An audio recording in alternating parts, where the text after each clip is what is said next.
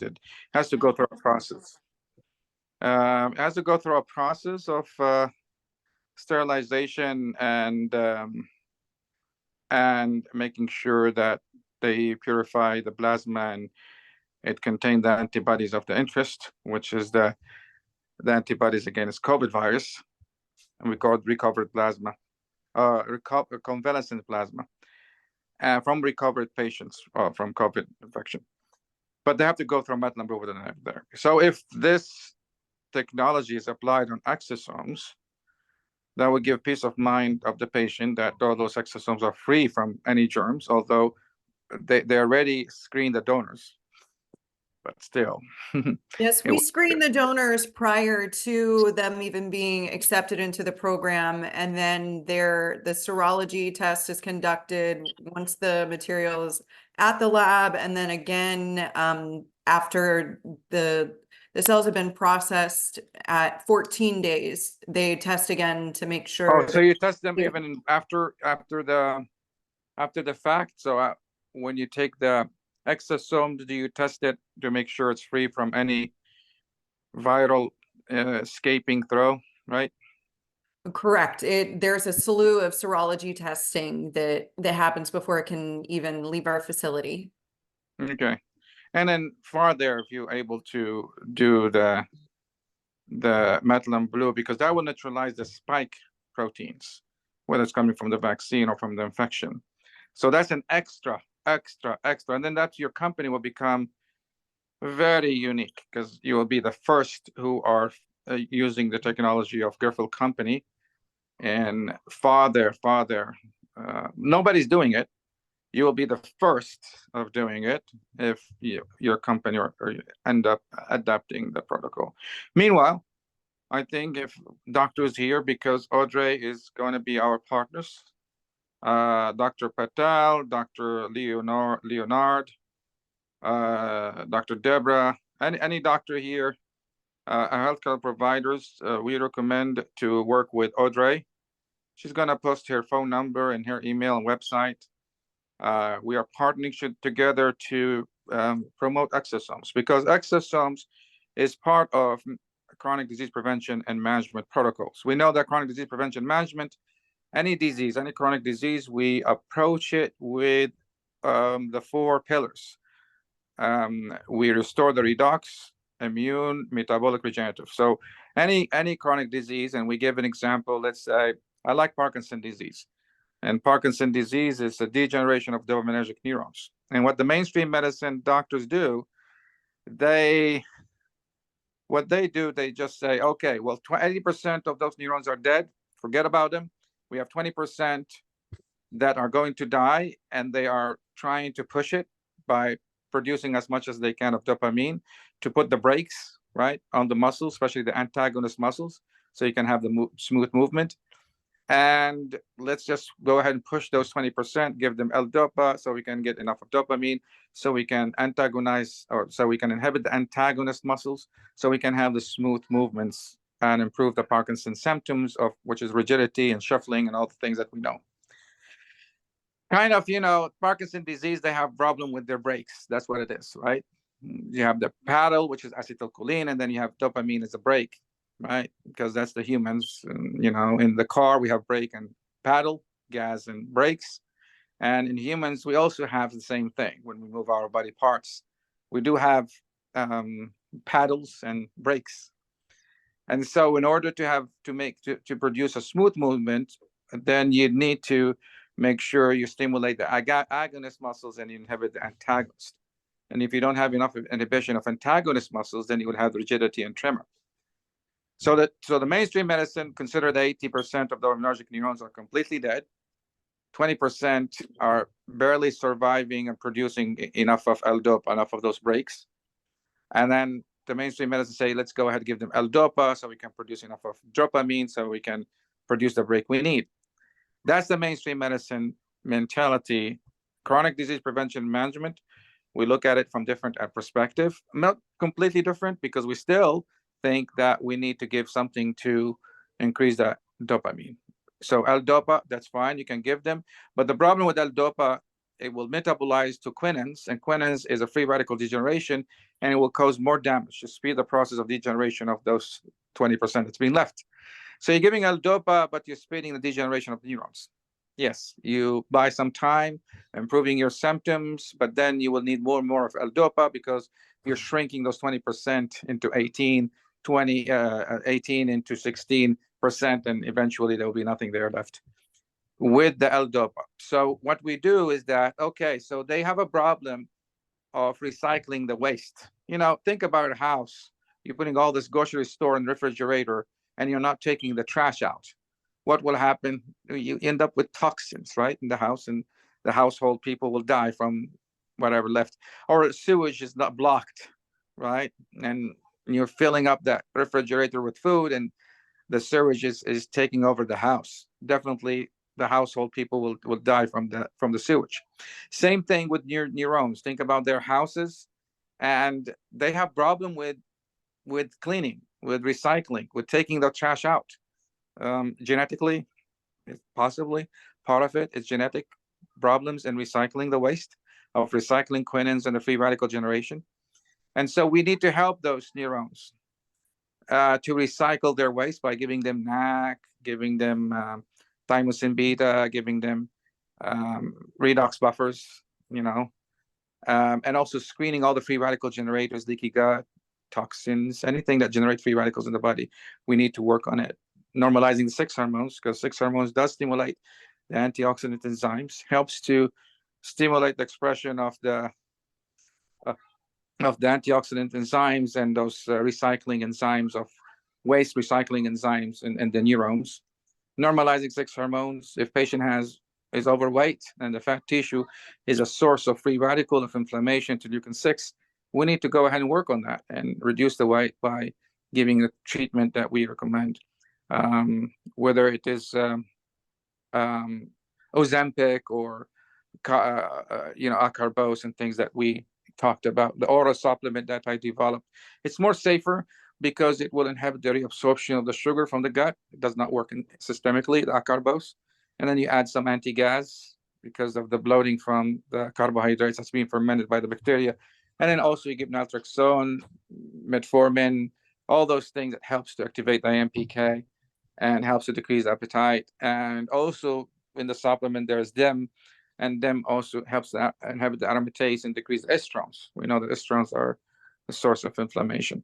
So doing this, in addition, this is what we call restoring the redox. Yes, we give restoring the metabolic by giving L-DOPA or giving something that enhances the dopamine in the brain.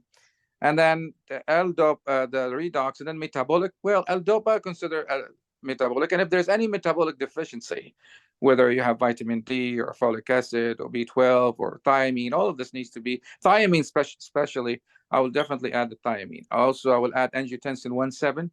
It's proteins or that will inhibit or stimulate the ACE2 signaling that leads to anti-inflammatory and antioxidant. It's called angiotensin 1-7. So that's what I would do. I'll definitely normalize the redox, the metabolic, and any metabolic deficiency, including 6 hormones. I will normalize the immune system. Naltrexone will be good to inhibit the Th17 because we believe that all those free radicals and deficiency of vitamins, and this will lead to gliosis, and gliosis leads to degeneration further of the neurons. And so giving naltrexone, immune modulator, will be a good thing, right? Dr. William likes to give naltrexone. What other things? So metabolic, and then after all of this, right, then we can go ahead and say, hey, Dr. Audrey, can you go ahead and send us exosomes? Because we did everything. We fixed the metabolic, the immune, the regenerative. We made sure that our protocols is working and buffering the redox and modulating the immune system by all those metabolic panels that we are taking or those inflammatory markers. But also we do endothelial function tests and pseudomotor tests and autonomic nervous system, because those tests will help in determining the functional effect of your buffering of your redox and normalizing the balance of the immune system and the metabolic. So if you find out redox, the endothelial function test is improved, and your autonomic nervous system is being balanced, then yeah, then you're on the right track.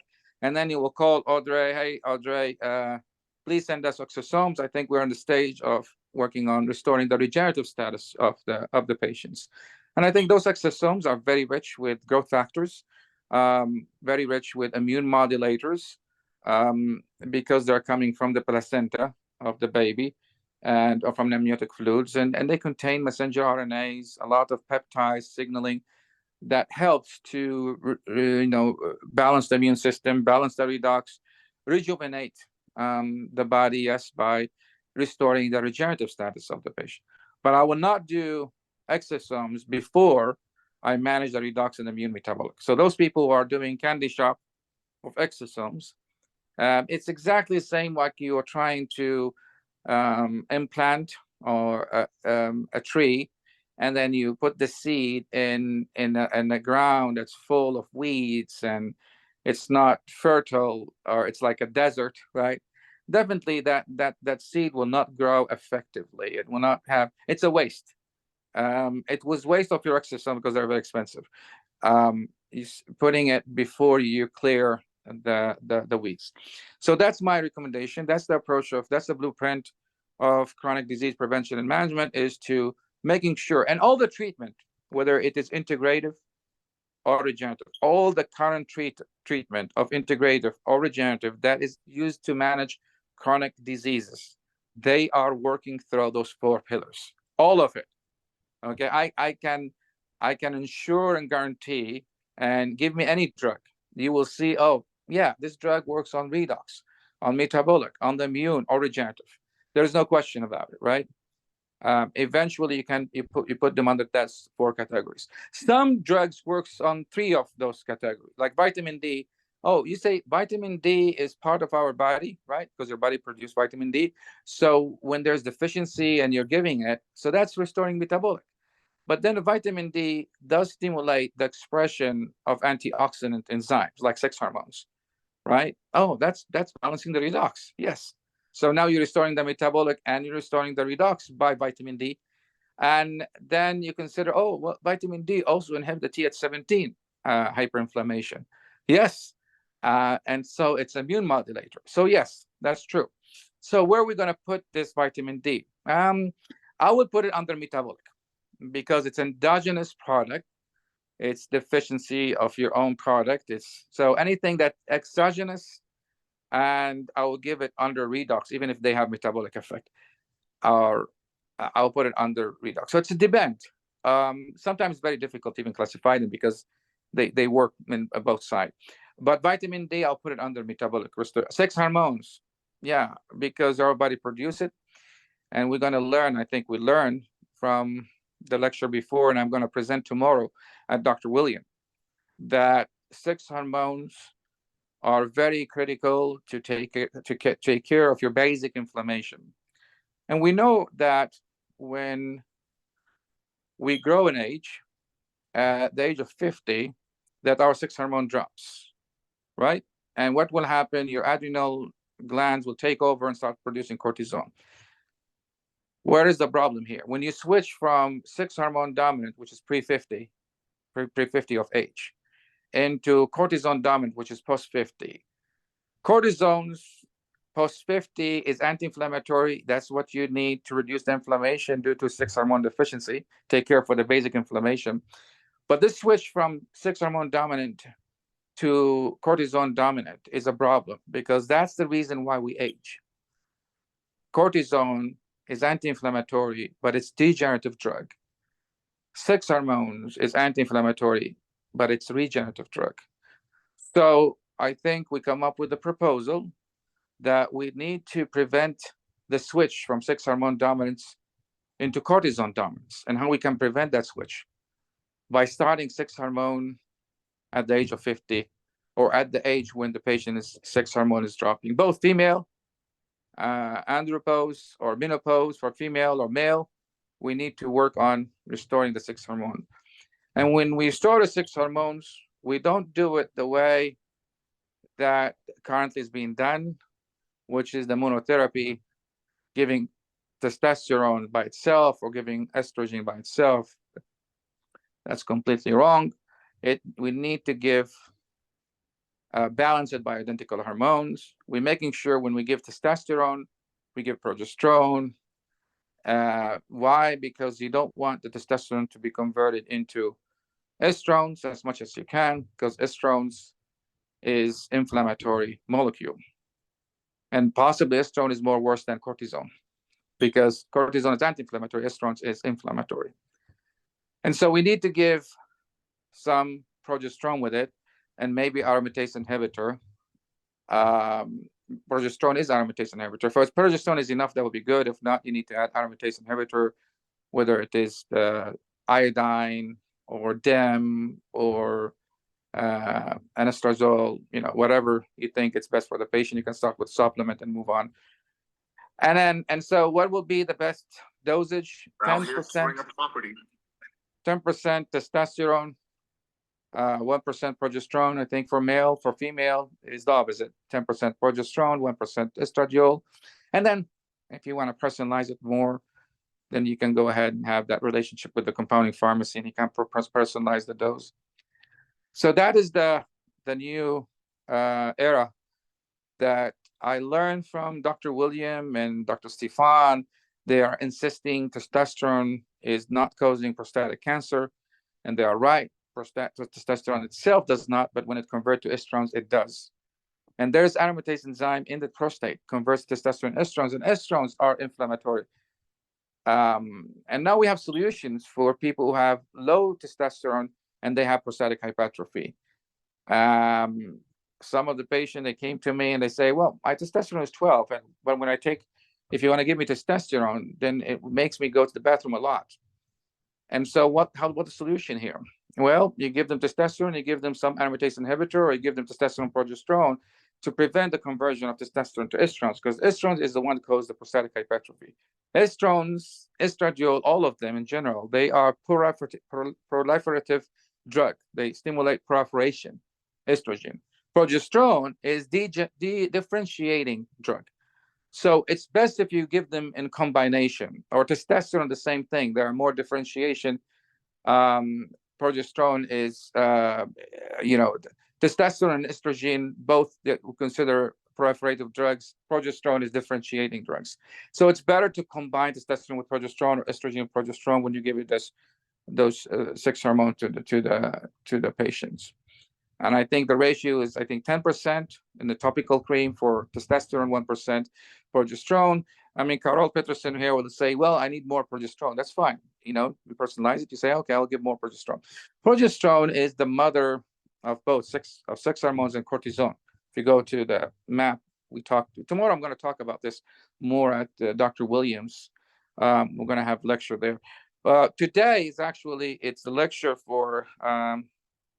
today is lecture for Dr. Joseph. I think he's late because he has a lawyer deposition.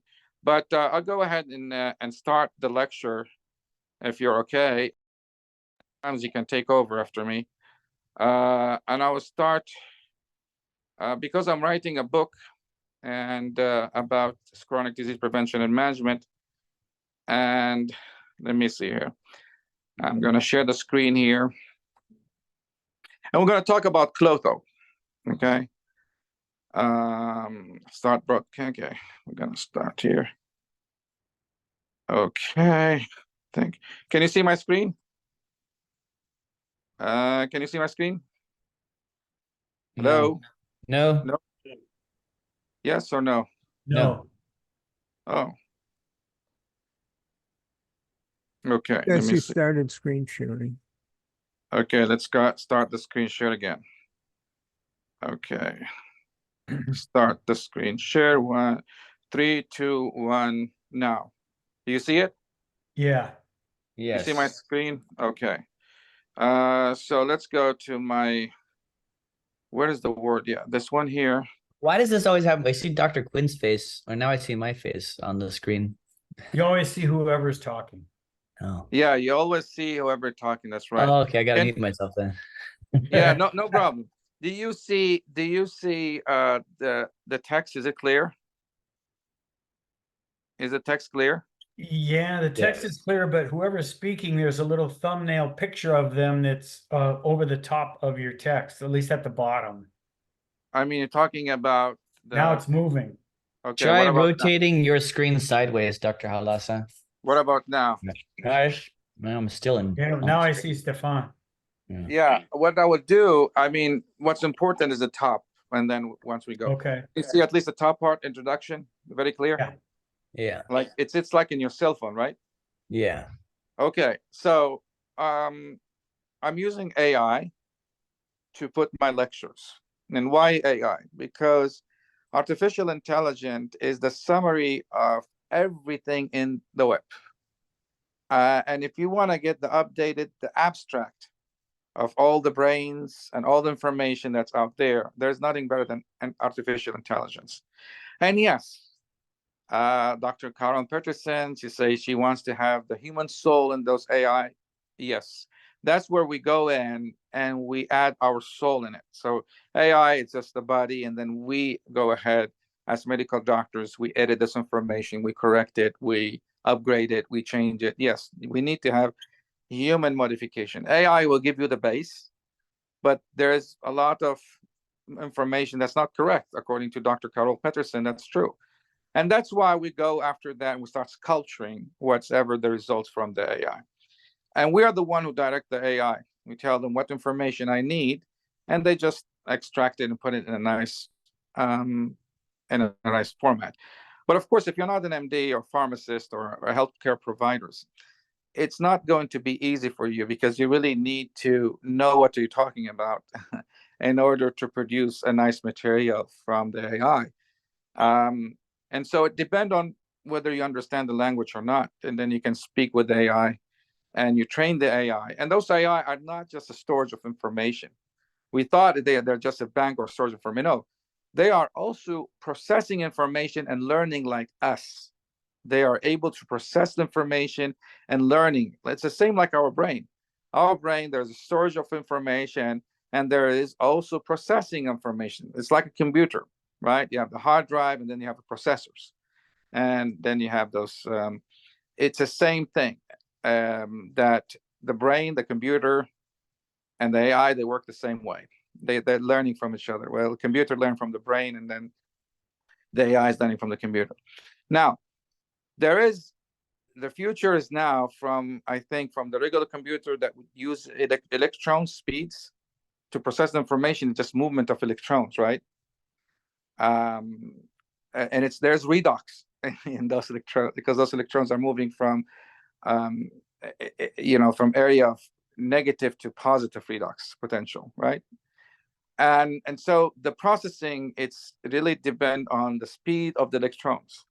Now they are going to develop computer with information. It's not being transferred by electrons, by light. That will be a big thing.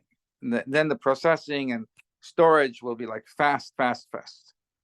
Okay, so it's going to be faster than the brain. It's going to be faster than, well, the brain also, we use some quantum because we use light information through our eyes and process information. There's some of them like, but think about all information the computer will be moved with the speed of light. And that's what called the quantum computer that's coming up. Anyway, let's move on to the topic of interest, which is klotho. Of course, Dr. Joseph James, I want to give him the credit all the time for coming up with new ideas, new projects. And he said, there is a klotho there. That is a good thing. And I have a company, hopefully they are here. It's called Buckley Lab. Are you here, the Buckley Lab? Because I was looking for a company to produce klotho. Buckley Lab, are you here? Anyway, there is a company, it's called Buckley Lab, and they are producing the klotho, and hopefully they will be sponsoring us as well, sponsoring our education platform. Oops, okay, I got lost it here. No, this is, okay.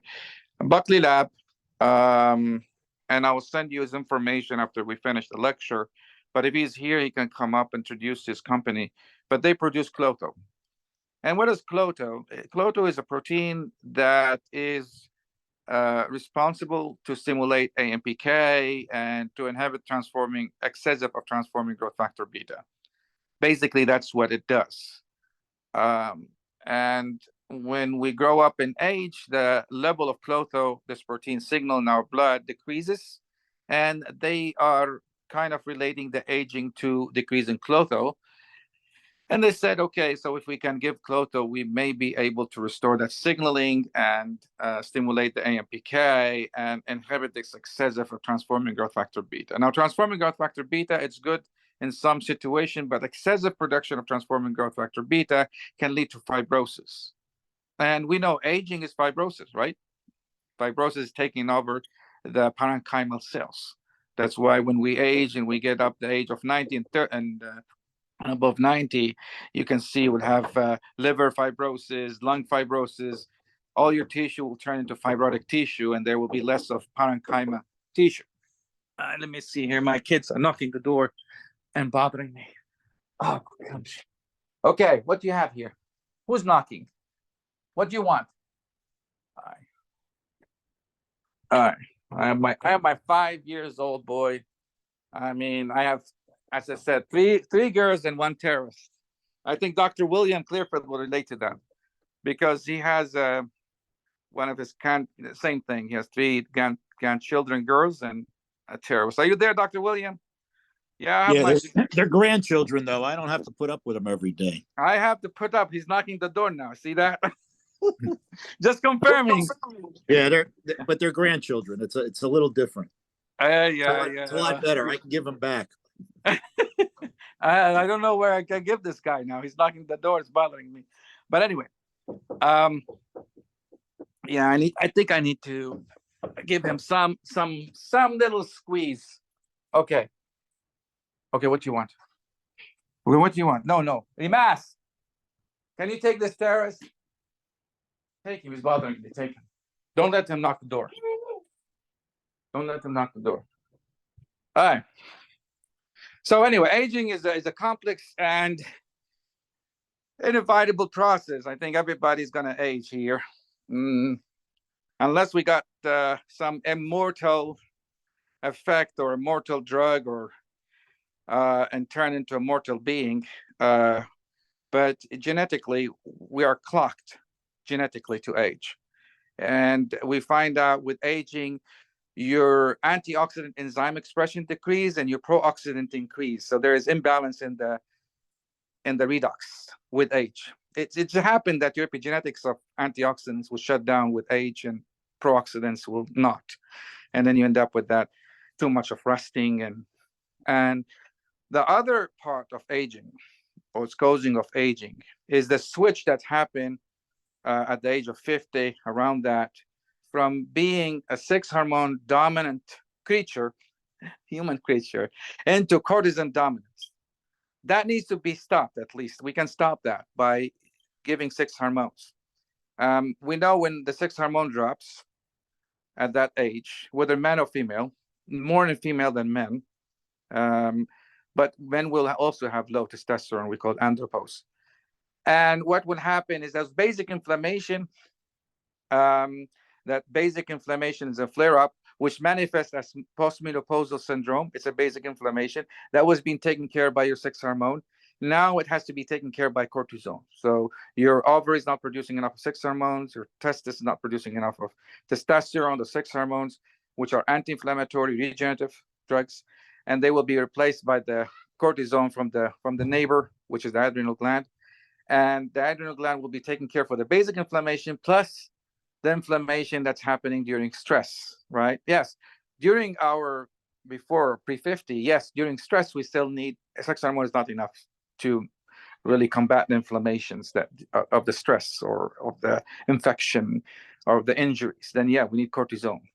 But after 50, then we rely more on cortisone, even for the basic inflammation. And cortisone is anti-inflammatory, which is good, but it's degenerative. And that's why we age. So that intervention of sex hormones, and we make sure it is balanced sex hormone, as Dr. William is entertaining. You need to give aromatase inhibitor, whether it's progesterone, DIM, doesn't matter when you give those testosterone or you give those estrogens. Because testosterone and estrogens, you can consider them that are proliferative drugs in general, because testosterone eventually convert to estrogen. Estrogen is a proliferative drug. We need to give some differentiation drug, right? Because if you proliferate without differentiate, it's a problem. Because you don't give the time for the cells to produce enough of antioxidants, and you end up producing tissue that is inflammatory.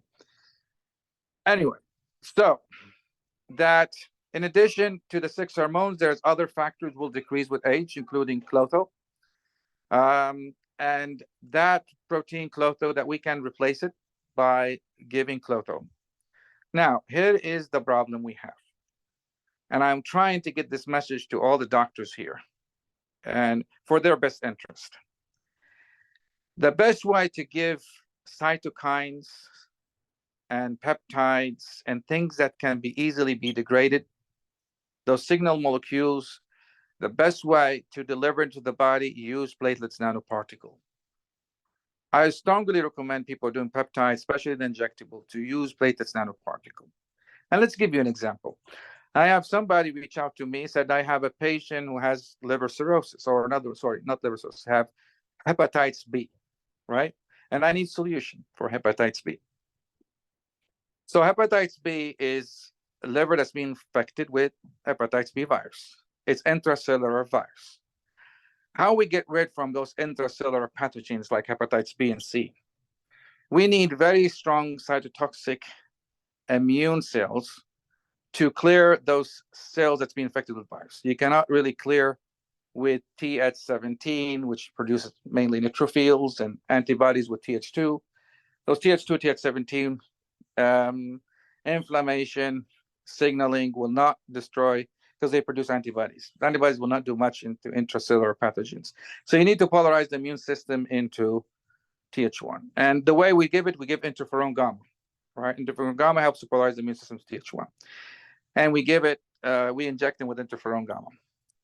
But interferon gamma, as a cytokine that's easily be degraded, it will be the best way of delivering interferon gamma and get it into the liver instead of giving it everywhere, which may cause autoimmune reaction and flare up other area of immune system in the healthy tissue where we don't need it, is to load those interferon gamma into the platelets nanoparticle and then inject it into the blood.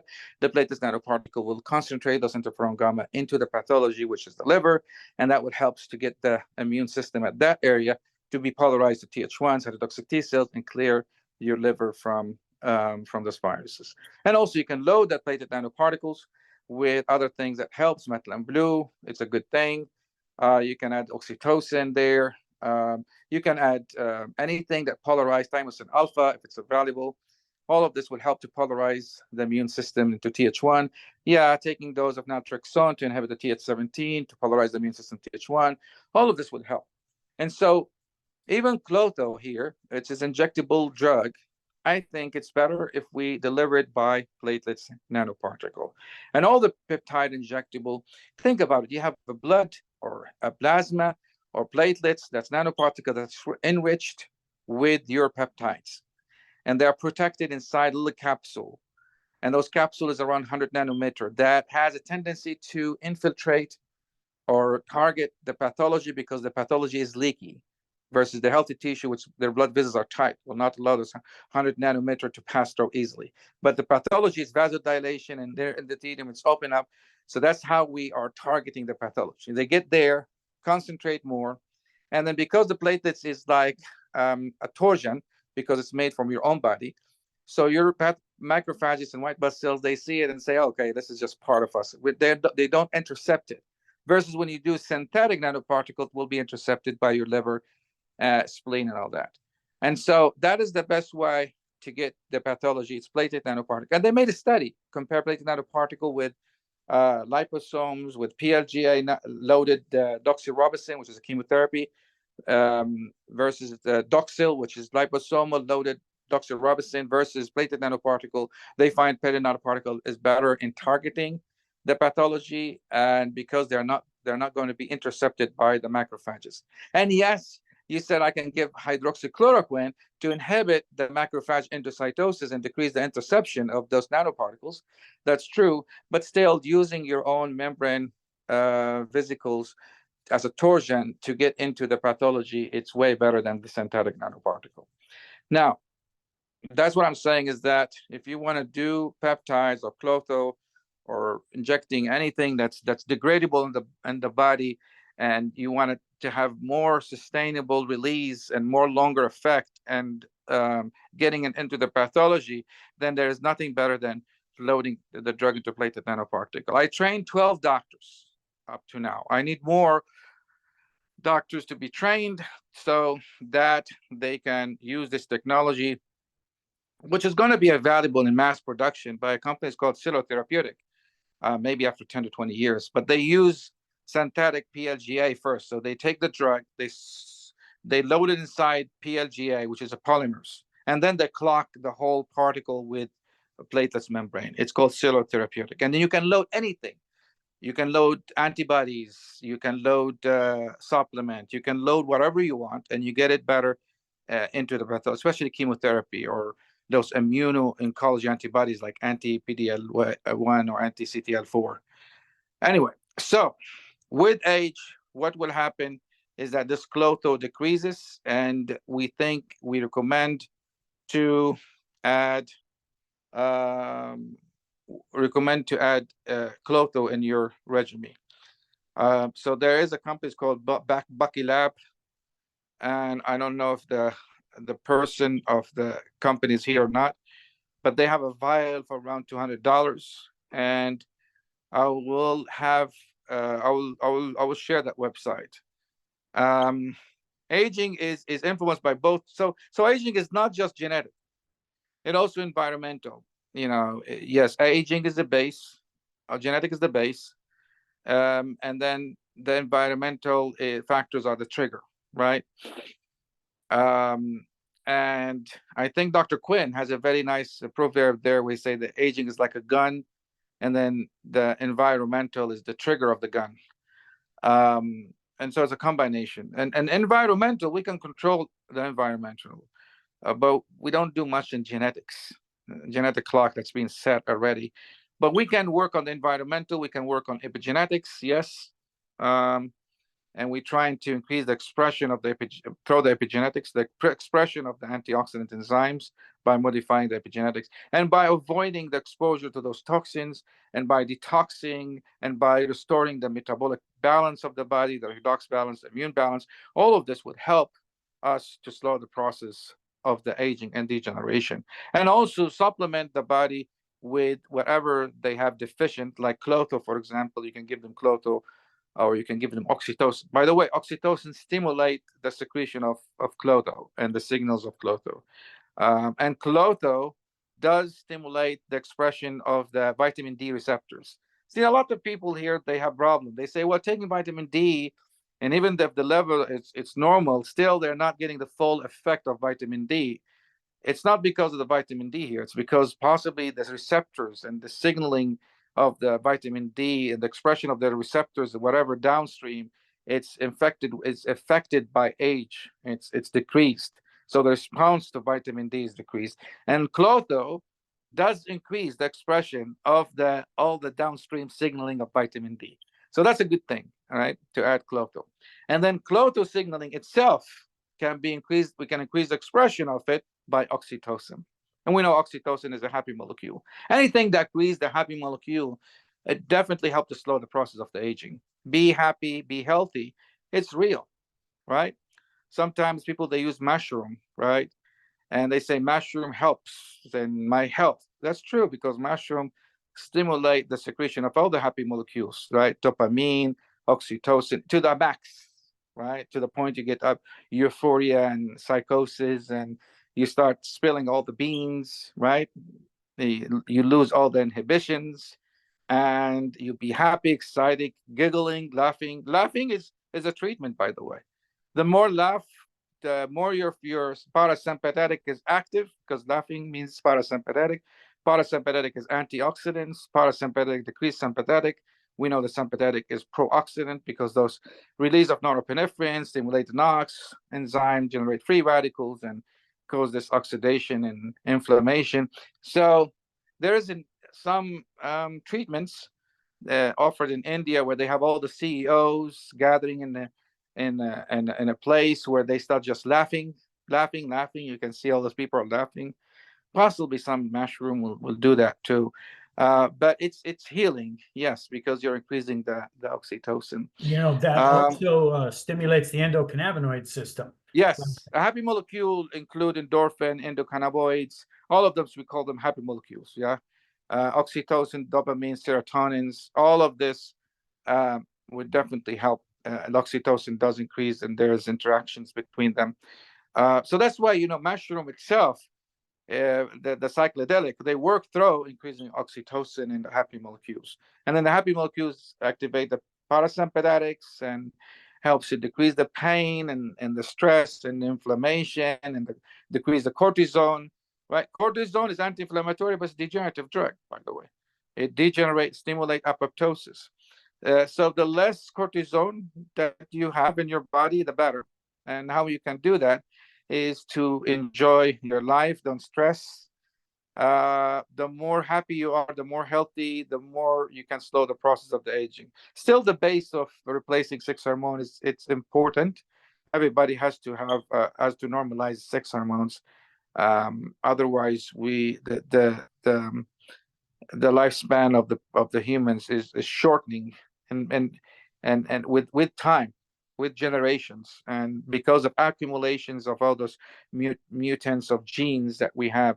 We think that God created us as Adam, we maybe live thousands of years, and the reason because there is less genetic mutations, but as we pass from one generation to another, those mutations increase, and we believe the lifespan decreases, and we believe maybe thousands of years that's coming, that the lifespan will shorten down to 10 years, to even 1 year, and to to the termination of the human race, because of the clock of the aging is shortening with generation. That's the proposal of some theory that out there. But anyway, we can slow the process of the aging by starting with your sex hormone, starting with health optimization.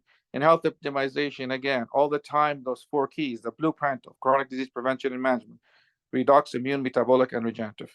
Yeah, after we fix those 3, we call Audrey and say, hey, Audrey, we need your exosomes. We're done with the 3 parameters. We're good.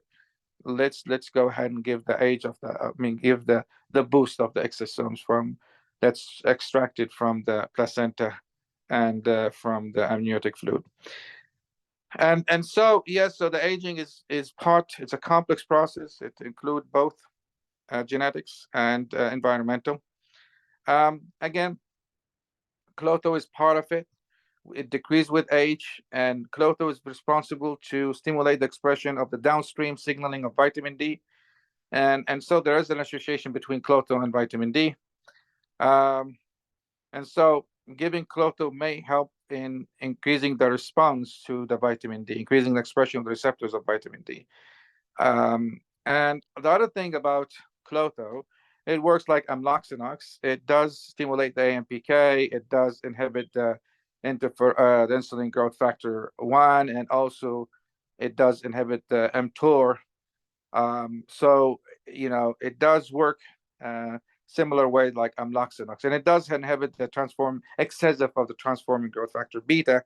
Excessive transforming growth factor beta is not good, because it will induce too much of fibrosis, and we know with age, the fibrosis will replace the parenchymal cells.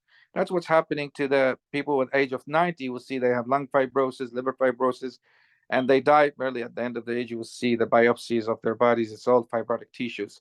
And so we need to slow that fibrosis. And klotho and vitamin D in aging and chronic disease. Yes, klotho is a protein that has anti-aging properties. It regulates the vitamin D and the phosphate metabolism. It also metabolites several signaling pathways, as we talked about. It inhibits the transforming growth factor beta, the excessive amount of transforming growth factor beta. insulin growth factor 1, it modulates the WNT. It's another signal. It inhibits the pro-oxidant enzyme, which is NFK beta. It possibly stimulate the antioxidant expression. Yes. And so klotho is a drug that helps to slow the process of the aging, increase the expression of antioxidants. By stimulation of AMPK, we know AMPK is responsible. When you stimulate AMPK, it stimulates the antioxidants. And stimulating the AMPK will signal apoptosis of senescent cells, inflammasomes, and cancer cells. So that's what we need. Fasting does stimulate the AMPK. So what we need at least, a period of activation of AMPK to clear the weeds, to clear the body from inflammasome, senescent cells, and cancer cells.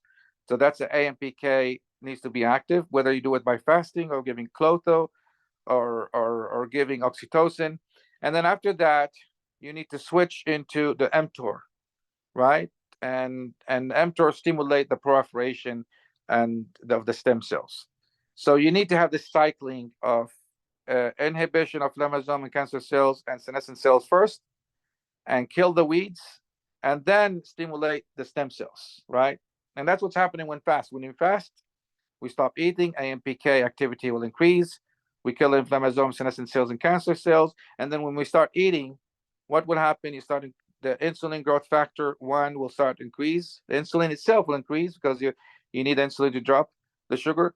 And what will happen with this increased insulin growth factor? It will stimulate mTOR. And then, so when you're eating, you're stimulating the proliferation. That's what we need, right? Proliferation of the stem cells.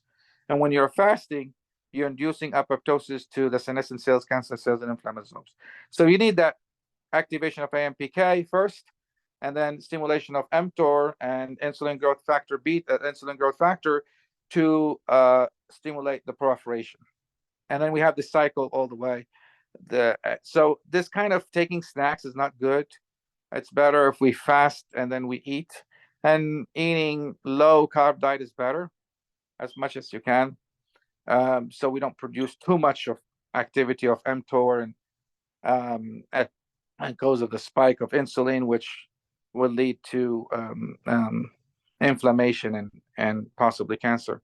It's better if we do balanced diet that has, high protein, low carb, and kind of moderate of fat. I think it's a better diet for healthy people, because that's what we eat. I mean, when in the beginning, when God created Adam and all that, we don't have all this bakeries and all this carbohydrates. Most of the time, all that time we eat meat and vegetables and fruit. There's no bread and all this processing food. So if we go with that percentage, so protein, some fat, and low carb, I think that's the best option here of the healthy, and along with vegetables and fruit, because they are rich of fibers and multivitamins and all these cofactors that we need. So those are the healthy food. But again, if the klotho is decreased, we may need to replace it. There is already companies called Buckley Lab. I'll send you the website if you need it. This vial costs $200, something like that, and it's between you and the company. The company is sponsoring the event today, actually, and that may help in slowing the process of the aging. So because it does help to stimulate the AMPK. It does help to slow the process of the degeneration and cardiovascular diseases and dementia and all the good stuff. And works through vitamin D. It increases the expression of the downstream signaling of vitamin D from the receptors all the way down. So vitamin D, as we know, it's very critical. We talked about it. We say, when you give vitamin D, you're restoring the metabolism. So that's right, because vitamin D is endogenous product. But also vitamin D stimulates the expression of antioxidant enzymes, which is very important. And vitamin D inhibits the Th17, so you modulate the immune system. And so I think vitamin D, it's a critical signaling molecule. It does stimulate the AMPK. Vitamin D, by the way, there is interrelation between vitamin D and AMPK. And it does interact with klotho. Klotho does stimulate the signaling of vitamin D and the whole process of making vitamin D as well. And so we know the process of vitamin D from cholesterol all the way to 25 into 1,2 dihydroxy vitamins, right?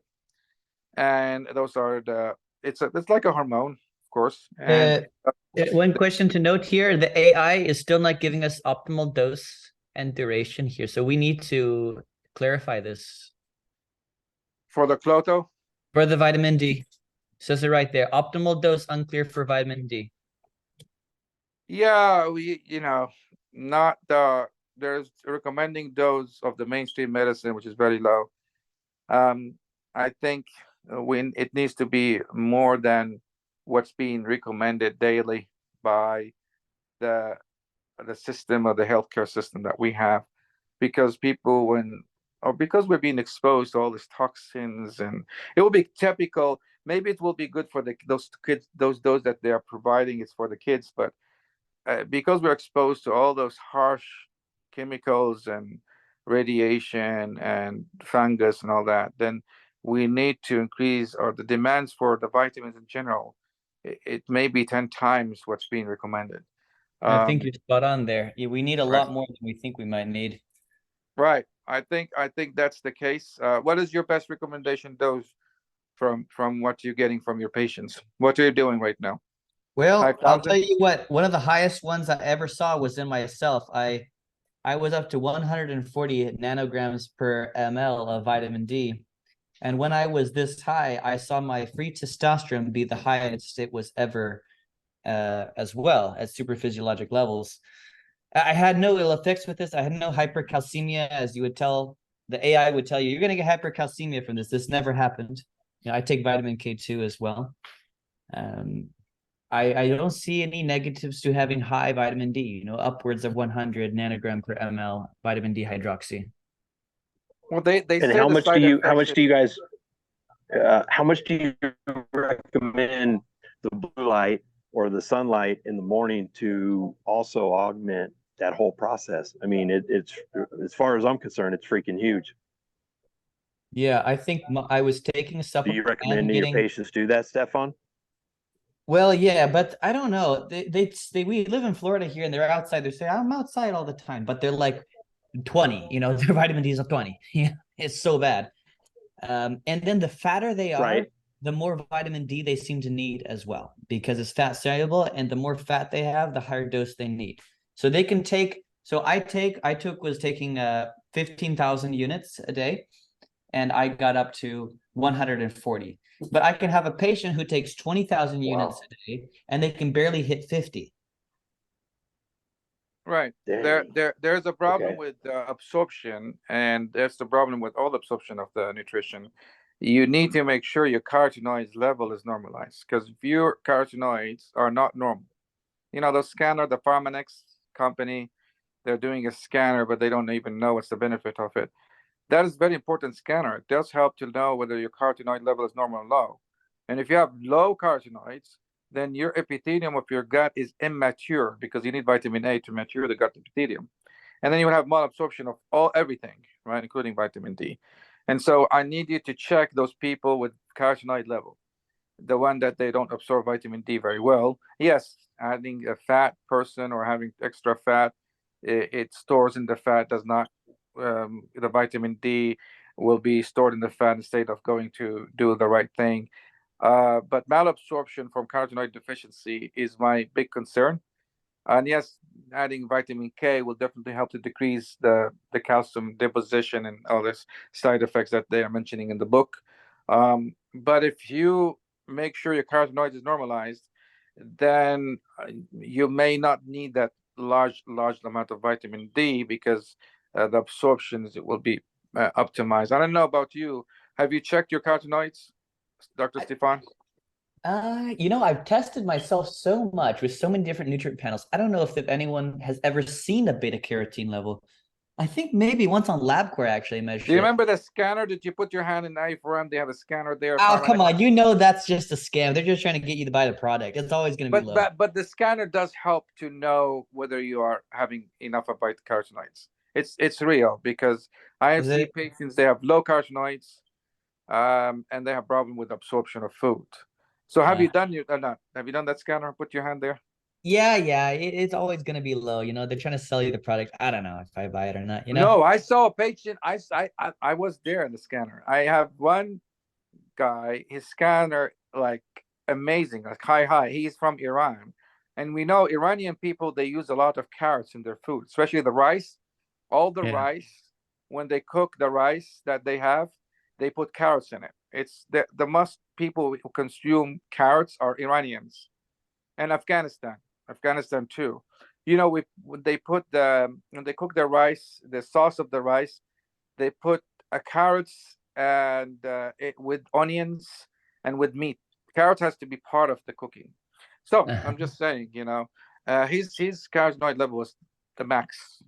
Let me I was see. Oh, here it expecting is. it. Oh yeah. Okay, I've got it right here. Yeah, my beta carotene was super high. It was 176 on the lab core value. The same time I tested at 140 for vitamin D, and the same time I tested at super physiologic testosterone levels. Right. Uh, This I'm just Interesting. saying, you know, carotenoids helps with vitamin maturation of the epithelium, all the epithelium and endothelium as well, the blood vessels and endothelium. And Mhm. low carotenoids can put the patient at risk of all epithelium cancers, whether it's Wow. colon cancer, lung cancer. So carotenoids, along with vitamin D, yeah, we need extra, and all this recommending dose that they are giving, I think they're recommending dose for the babies, not for adult person who's being exposed to the 5G and for the spike protein and for the fungus and all the stressors, the stress that we live, the lifestyle that we have living. It's very stressful, inflammatory. We don't do much of exercise, and we're sitting on the table. You know, the God can create humans, he created them as a labor creature, not sitting on a table creature. And so we're not, our body is not adapt for the lifestyle that we live. The lifestyle is, and yeah, we're trying to compensate that by doing exercising and going to the gym. But that's the only way we can compensate for the modern lifestyle that we're living. So again, the interaction of klotho and vitamin D is very important, and possibly we need to give patients klotho if we want to slow the process of the aging, because even if you give them vitamin D, the downstream signaling and the processing of vitamin D is going to be affected, and klotho may help to increase the expression of the enzymes that's important for converting cholesterol to vitamin D, and also the all the signaling molecules to respond to the vitamin D from the receptor all the way to the epigenetics. Again, AMPK, it's very critical. One of the executive molecule or activated protein kinase. It's a kinase protein, activates the signaling that will lead to apoptosis of the senescent cells, cancer cells, inflammasomes, and also the expression of the antioxidants. Fasting does stimulate AMPK along with klotho. Klotho does help to stimulate AMPK. And it does help to burn the fat. Yes, amloxanox, how it works by stimulating AMPK. And something we may consider klotho as a drug that helps in stimulating the AMPK and getting rid from all this inflammasome, senescent cells, cancer cells, activating the expression of antioxidants, and also getting rid from the fat tissue. And this will help to improve the mitochondrial function and help to decrease inflammation and oxidation. And this will help to slow the process of degeneration and all the cardiovascular diseases. Again, giving klotho is something you may consider, but as a peptide or as a protein, it would be better if you load those klotho in the platelets nanoparticle, and we can train you to do that. So you have platelets nanoparticle enriched with klotho, enriched with any peptides that you think the patients needs it. I may be working with a company who does personalized peptides. I think I have a meeting with them tomorrow, and possibly they will be sponsoring our weekly webinars. I'm trying my best to have companies sponsoring our weekly webinars so I don't put any financial load on the audience, which are the doctors who are benefit from this platform. Insulin growth factor 1, or insulin-like growth factor 1, we really need this signaling, but we need it after we activate the MPK, we get rid from the inflammasome, senescent cells, cancer cells. Then we need to go ahead and stimulate the proliferation of the stem cells, right? And that's what's happening when you're fasting. You activate the AMPK, and then when you eat sugar, or when you eat in general, right? The insulin like growth factor will go up, mTOR will go up, and you start proliferating. You start regenerating, right? Regenerating the healthy tissue, the stem cells, not regenerating the cancer cells. And so this is something we need to inhibit it during at least a period of time where we are cleaning the weeds. So klotho will inhibit the IGF-1, by the way, and by inhibiting this, you inhibiting the mTOR, you're activating the AMPK. And so, but then we need it when we break the fast or when eating. We need to regenerate, stimulate stem cells. So this will stimulate proliferation, differentiation, and survival. And yes, there's a relationship between insulin, growth factor, and regulation of sugar and the homeostasis. Yes, and so we need this signaling, but after the AMPK, maybe 12 hours of AMPK, 12 hours of mTOR, that would be good. Recycling it, and so klotho inhibit the IGF-1. That's and doing that, it definitely helped to increase the lifespan, because if this IGF-1 is all the time high, then you'll be stimulating not just the stem cells and regeneration, but also stimulating cancer cells and you're aggravating the inflammasomes. So you really need to have a break there. And who gives you that break is klotho. And so reducing insulin growth factor signaling has been associated with increasing lifespan and resistant to age-related disease and animal models. And the way we can reduce it or put a brake on it so that we can clear the inflammasome, senescent cells, cancer cells is giving klotho or amnoxanox, as we talked about. mTOR is the signal molecule that helps to, same like insulin growth factor, it stimulates the growth, proliferation, differentiation. And this signals we can start it after the AMPK, after we clear the inflammasome and senescent cells and cancer cells. And yes, klotho inhibit the mTOR. And so mTOR activate, promote aging, chronic disease. Yes, if it's all the time on, it's not good, because this will aggravate the inflammasome and senescent cells and cancer cells and keeps them, ongoing in your body. So we need to really get rid from them by inhibiting, putting down this mTOR, activating the AMPK, clear the weeds, and then let this signal to be activated.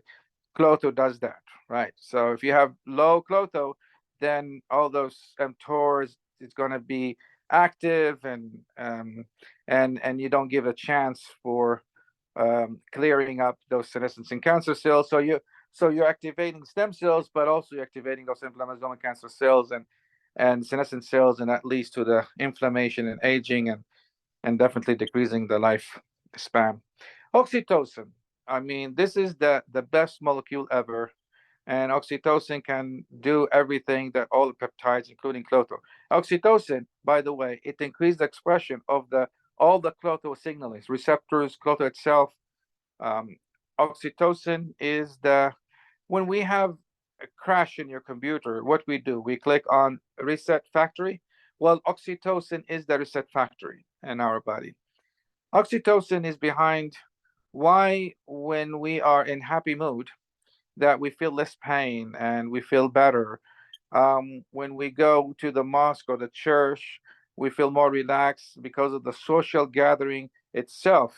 We are social creature, and the social interactions that is happening, I mean, it increases oxytocin, whether the social interaction between you and your partner, you and your friends, right? When we went to Academy of Stem Cell Physician, we met all our peers and we start laughing and making jokes, and the oxytocin kicks up because this kind of social interactions and friendship does increase the oxytocin, and it does healing, right? That's why when patients is having cancer, we said, oh, you need social support. Social support does help to slow, in other words, slow the progression of cancer. And if you throw that patient in without social support, he will die in 2 days.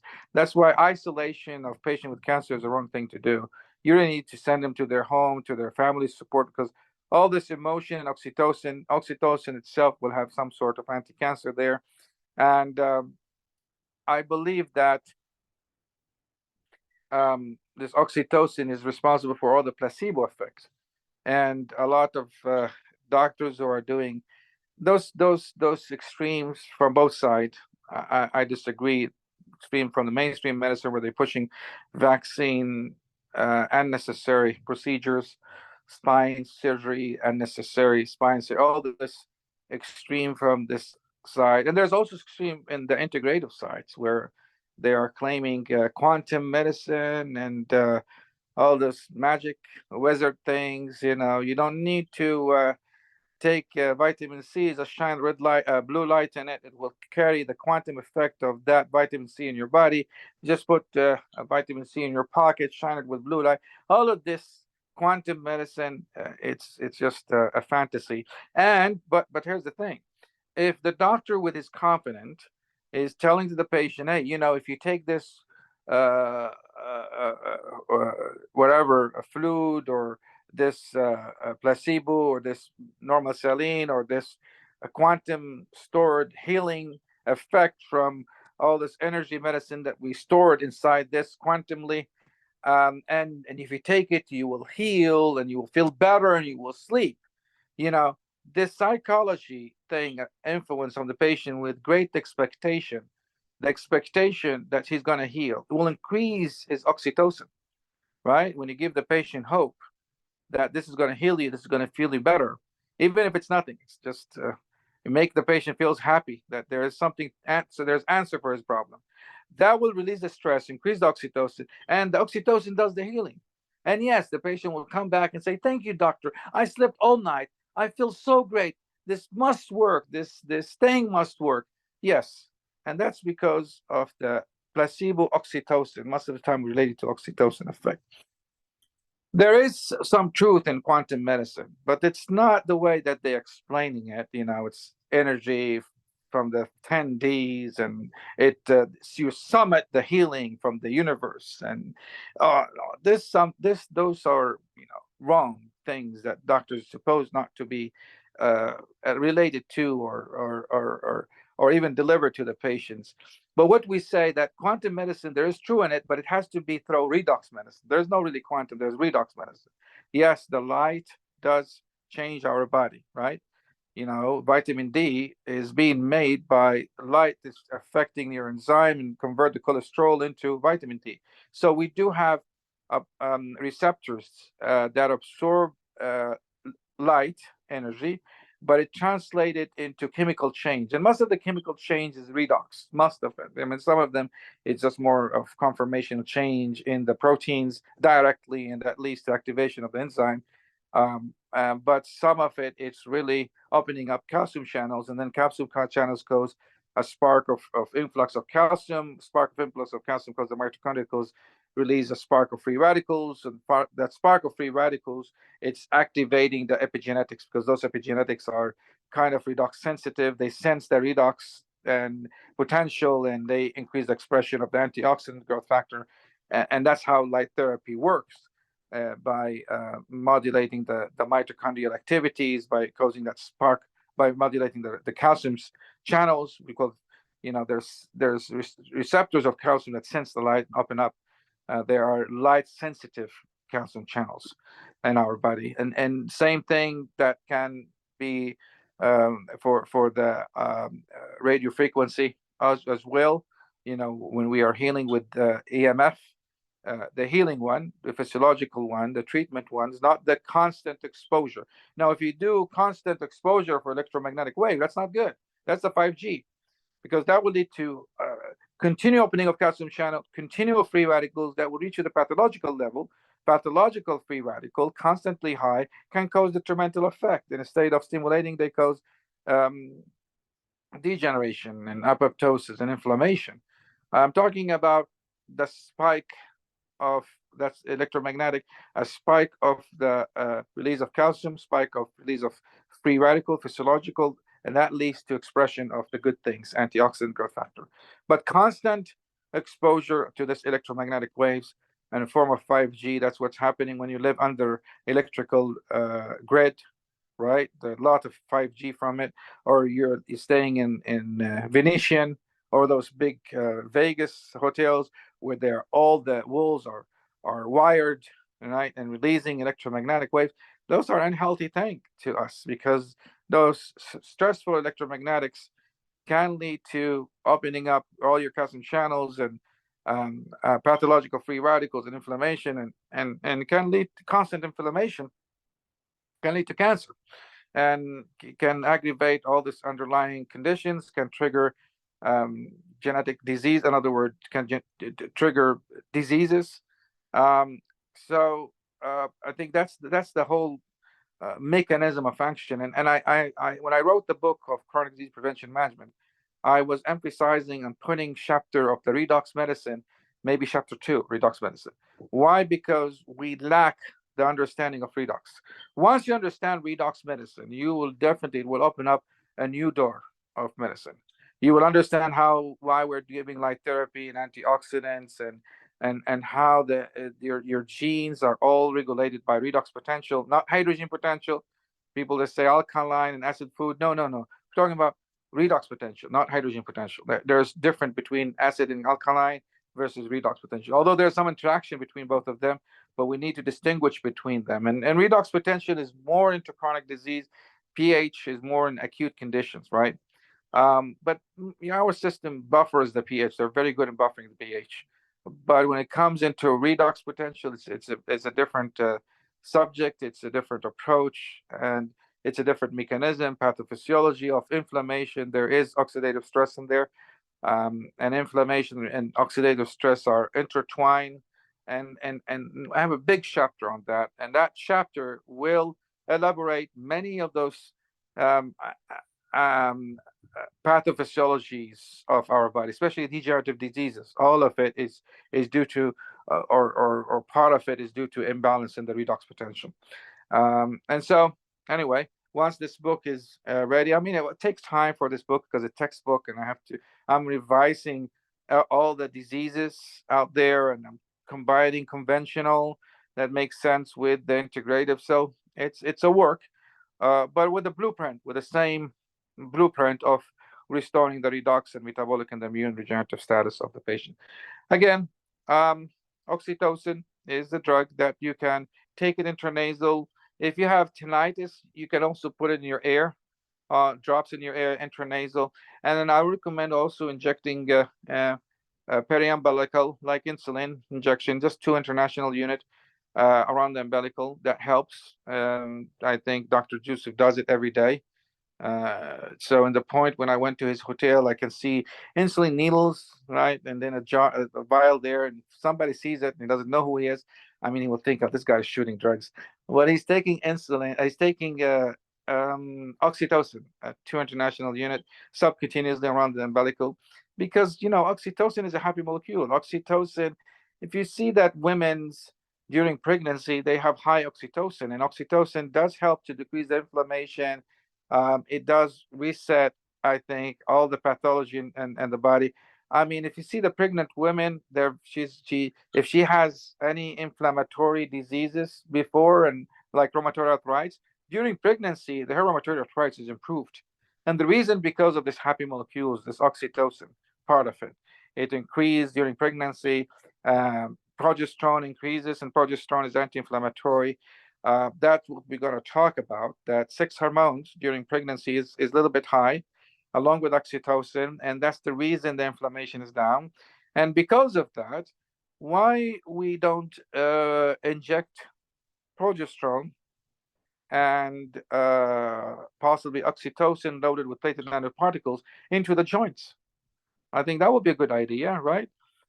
Is anything that's been done before comparing cortisone with 6 hormone injection for inflammatory diseases? Yes. There is an article, which is tomorrow. I will elaborate more with Dr. Williams. On Tuesday, I'm presenting This plus I'm presenting on Wednesday with Dr. Farshan about this balanced bioidentical hormones and using 6 hormones in a state of cortisone and injecting them into the joints. There is an article that shows that if we inject progesterone into the carpal tunnel versus cortisone, the progesterone effect and the healing and the outcome was better than cortisone.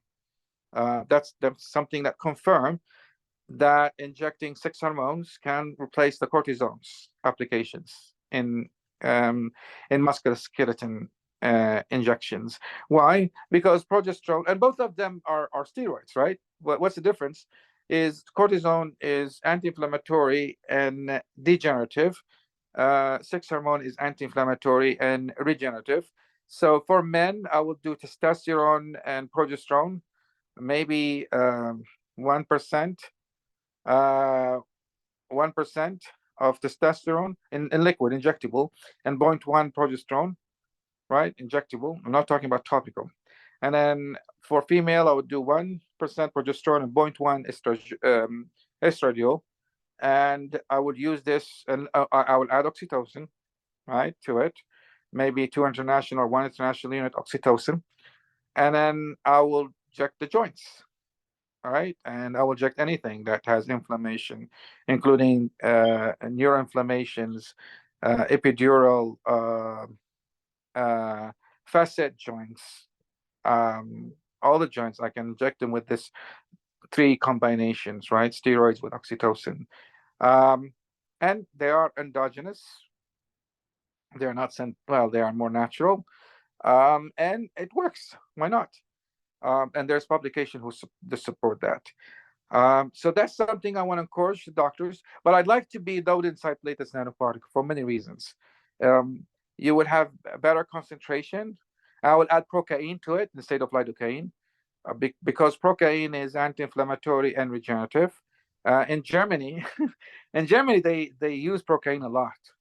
They don't use lidocaine for musculoskeletal injection, by the way. Yes, the mainstream medicine will say, "Oh no, but lidocaine has longer effect." Yes, they do. But when you load the procaine in platelets nanoparticle, you will increase its lifespan, and the efficacy will increase because now you're packing it inside nanoparticle, and that leads it to be slowly released. And increase its efficacy, and it will be better than lidocaine, naked injection of lidocaine, which is toxic to stem cells. So procaine will be my answer. Again, transforming growth factor beta, it's good, but excessive, it's good for anti-inflammatory. Yes, we use transforming growth factor beta, but when you combine interleukin 6 with transforming growth factor beta, is not good. You stimulate fibrosis, and actually you stimulate interleukin 17 proliferation. So it depends. If you have interleukin transforming growth factor with interleukin 10, it does help to decrease inflammation. But when you have transforming growth factor beta with interleukin 6, then you will have inflammation, which is interleukin 17. So really, the effect of transforming growth factor beta relies on the level of interleukin 6. Excessive transforming growth factor beta is not good because it leads to too much excessive fibrosis, right? Including keloids and then possibly glaucoma. We can consider glaucoma. There is too much of fibrosis going on in the Schlemm canal that's blocking it, that's causing the increase in the eye pressure. And that's why, giving eye drops of losartan will help, possibly. Carnosine will help as well.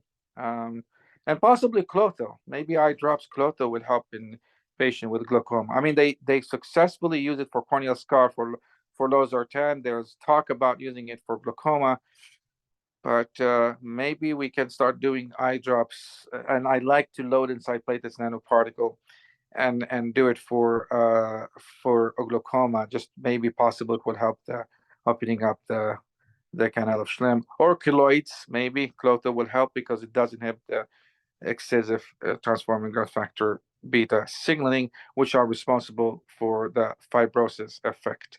So that's the klotho. I wish if Dr. Joseph is here to bring his version. I'm here. Oh, you're here. Why you're hiding, man? I'm trying to. Okay. So you want to go ahead and share?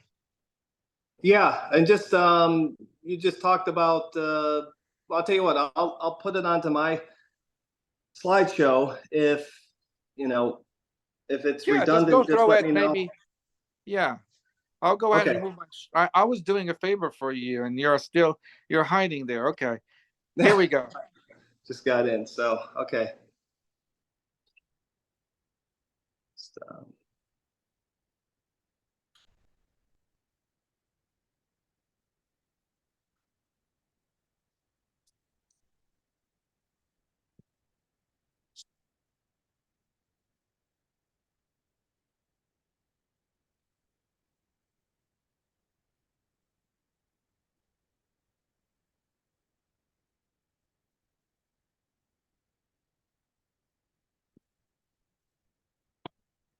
okay. Can you hear me? Okay. Yes. Okay. What was just the major thing? Just if you kind of get me just the quick gist of what you talked about with klotho. I think klotho decreases with aging, and klotho is responsible to inhibit the excessive of transforming growth factor beta. We know excessive transforming growth factor beta causes the fibrosis, and excessive fibrosis, is the reason why we have aging. So we need to stop too much of fibrosis, replacing the parenchyma cells by possibly giving klotho. And then it works like amloxanox. It does inhibit the insulin, growth factor beta, mTOR, and activate the AMPK, which helps to clear up the senescent cells, cancer cells, inflammasomes. So it works similar to amloxanox in that way. And I think it works with vitamin D, all the signals, the down signaling of vitamin D, and also processing of vitamin D, the expression of those signaling, those receptors and those enzymes related to conversion of vitamin D or responding to vitamin D, is klotho does increase the expression of it. So when we go in age and we give them vitamin D, the effect of vitamin D will not be there if you don't have enough of klotho. And then we think that oxytocin does increase expression of klotho itself, and also its signaling molecules, downstream signaling of klotho. So that's Okay. in general about klotho. And we have a company, it's called Buckley Lab. I don't know if he's here. They are sponsoring this event, by the way. So I will put his website in the text, and I will ask everybody here, if you want this Now, klotho, reach out to them. okay. Now the dose that they have is very, very low. I just want to give you the heads up, but let's just have fun with the information, because klotho is something I've been looking into for several years, and the reason is because there's a little animal called a naked mole rat, which I believe is in South Africa. It lives underground, and it basically lives around 700 human years if you were to calculate the difference, because they are small rodents. But the thing of it is, apparently they do not age. With each passing 10 years, their risk of death does not go down. Their vitality does not get reduced. And I even just recently read an article where the question was, well, then how do they die? Well, as far as I know, they don't even know if they die of a natural death. They might die from famine or from disease or from a predator, but apparently they don't age. Now, I don't know that for sure, but I think it's something to think seriously about, because a very intelligent scientist by the name of the Dr. Ruggiero out of Italy and Switzerland. He says he's Swiss now, so I guess he's Swiss. He discovered that the reason why the naked mole rat lived so long was because of its microbiome, and that its microbiome was producing a substance, a byproduct of its metabolism, which is a lock and key for the DNA, sort of unlocking and turning on the klotho gene, so that gene is continuously expressed, as opposed to diminishing in expression as we get older, which leads to a lot of the aging issues And because the naked mole rat lives so long, it's believed because its klotho levels do not decline. Okay, so it's more than just, you know, it reduces fibrosis and all those things are great, but it's in the context of, you know, this concept of you know, immortality in a sense, you know, not saying that they live forever, but it's the closest thing that it comes to. And the reason why I was excited about klotho recently is because I have found it available, and I'm starting to see that this might be a solution not only for the issues of you know, chronic inflammatory issues in younger people, with many different issues, but it may actually be something that might be more potent, say, for issues that like Parkinson's or dementia, or just you know, when a person gets to a point where even with all the peptides and stem cells, you know, yes, it's helping, but we need, you know, almost a miracle in a sense if we're going to reverse Parkinson's after it's gotten to a certain point. And there's evidence in the literature that more and more evidence. I mean, there's so much more evidence, so much more literature now that you're starting to see klotho, its effects on Parkinson's, klotho and its effects on Alzheimer, klotho, its effects on memory, klotho, cardiovascular. There was an article, there was a study showing reversal of renal fibrosis, like reversal, not just improvement, but reversal. And if that's the case, could it do that the same for pulmonary fibrosis?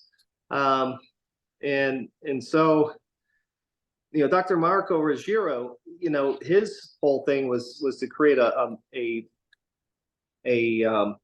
probiotic that basically is like replicating the microbiome of the naked mole rat.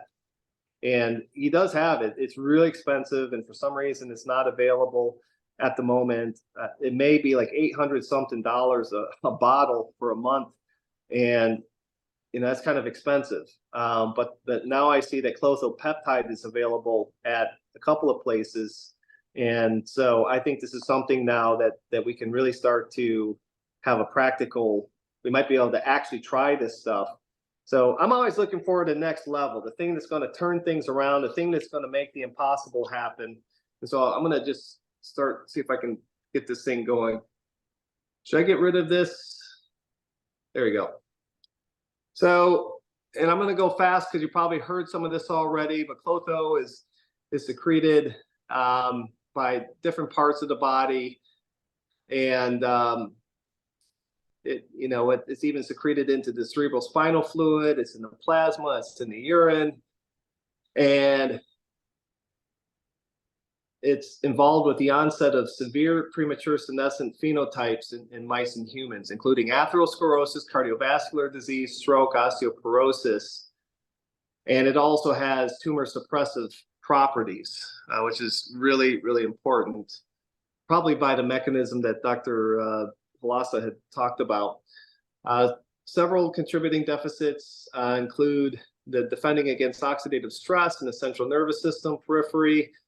That's our language. Decreased capacity to generate nitric oxide to sustain normal endothelial reactivity. Defective klotho-related mediation of glycosylation.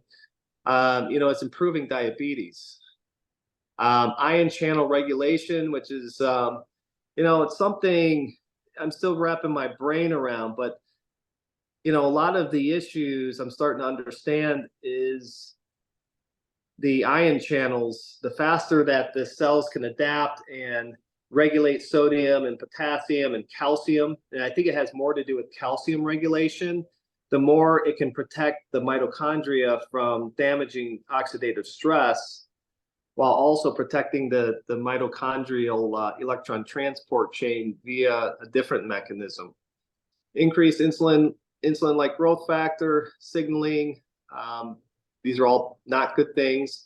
disturbed calcium and phosphate homeostasis. You know, if you have hypercalcemia, you start to calcify. You start to have hyperphosphatemia, and then at the same time, you have a buildup of something called fibroblastic growth factor, which is something that klotho is intimately connected to, which builds up and leads to this stiffening and fibrotic buildup all over, which may also involve TGF beta, and then vitamin D levels becoming altered. Because many of the phenomena are seen in klotho deficient mice occur in depressive illness, major depression, bipolar disorder represent illnesses potentially associated with klotho dysregulation. Klotho's presence in the CSF, blood, and urine should facilitate its study in clinical populations. Now, I saw at AJ's conference, I forget who was doing the lecture, but it looked like there was a lab that actually measures it now. So we may not have to, you know, order a kit from Belgium and send it back for $800 in order to get it measured. So anyways, this just shows close up of the choroid plexus. If we zoom in, and you can see that the choroid plexus of the third ventricle, that's where klotho is released into the cerebral spinal fluid.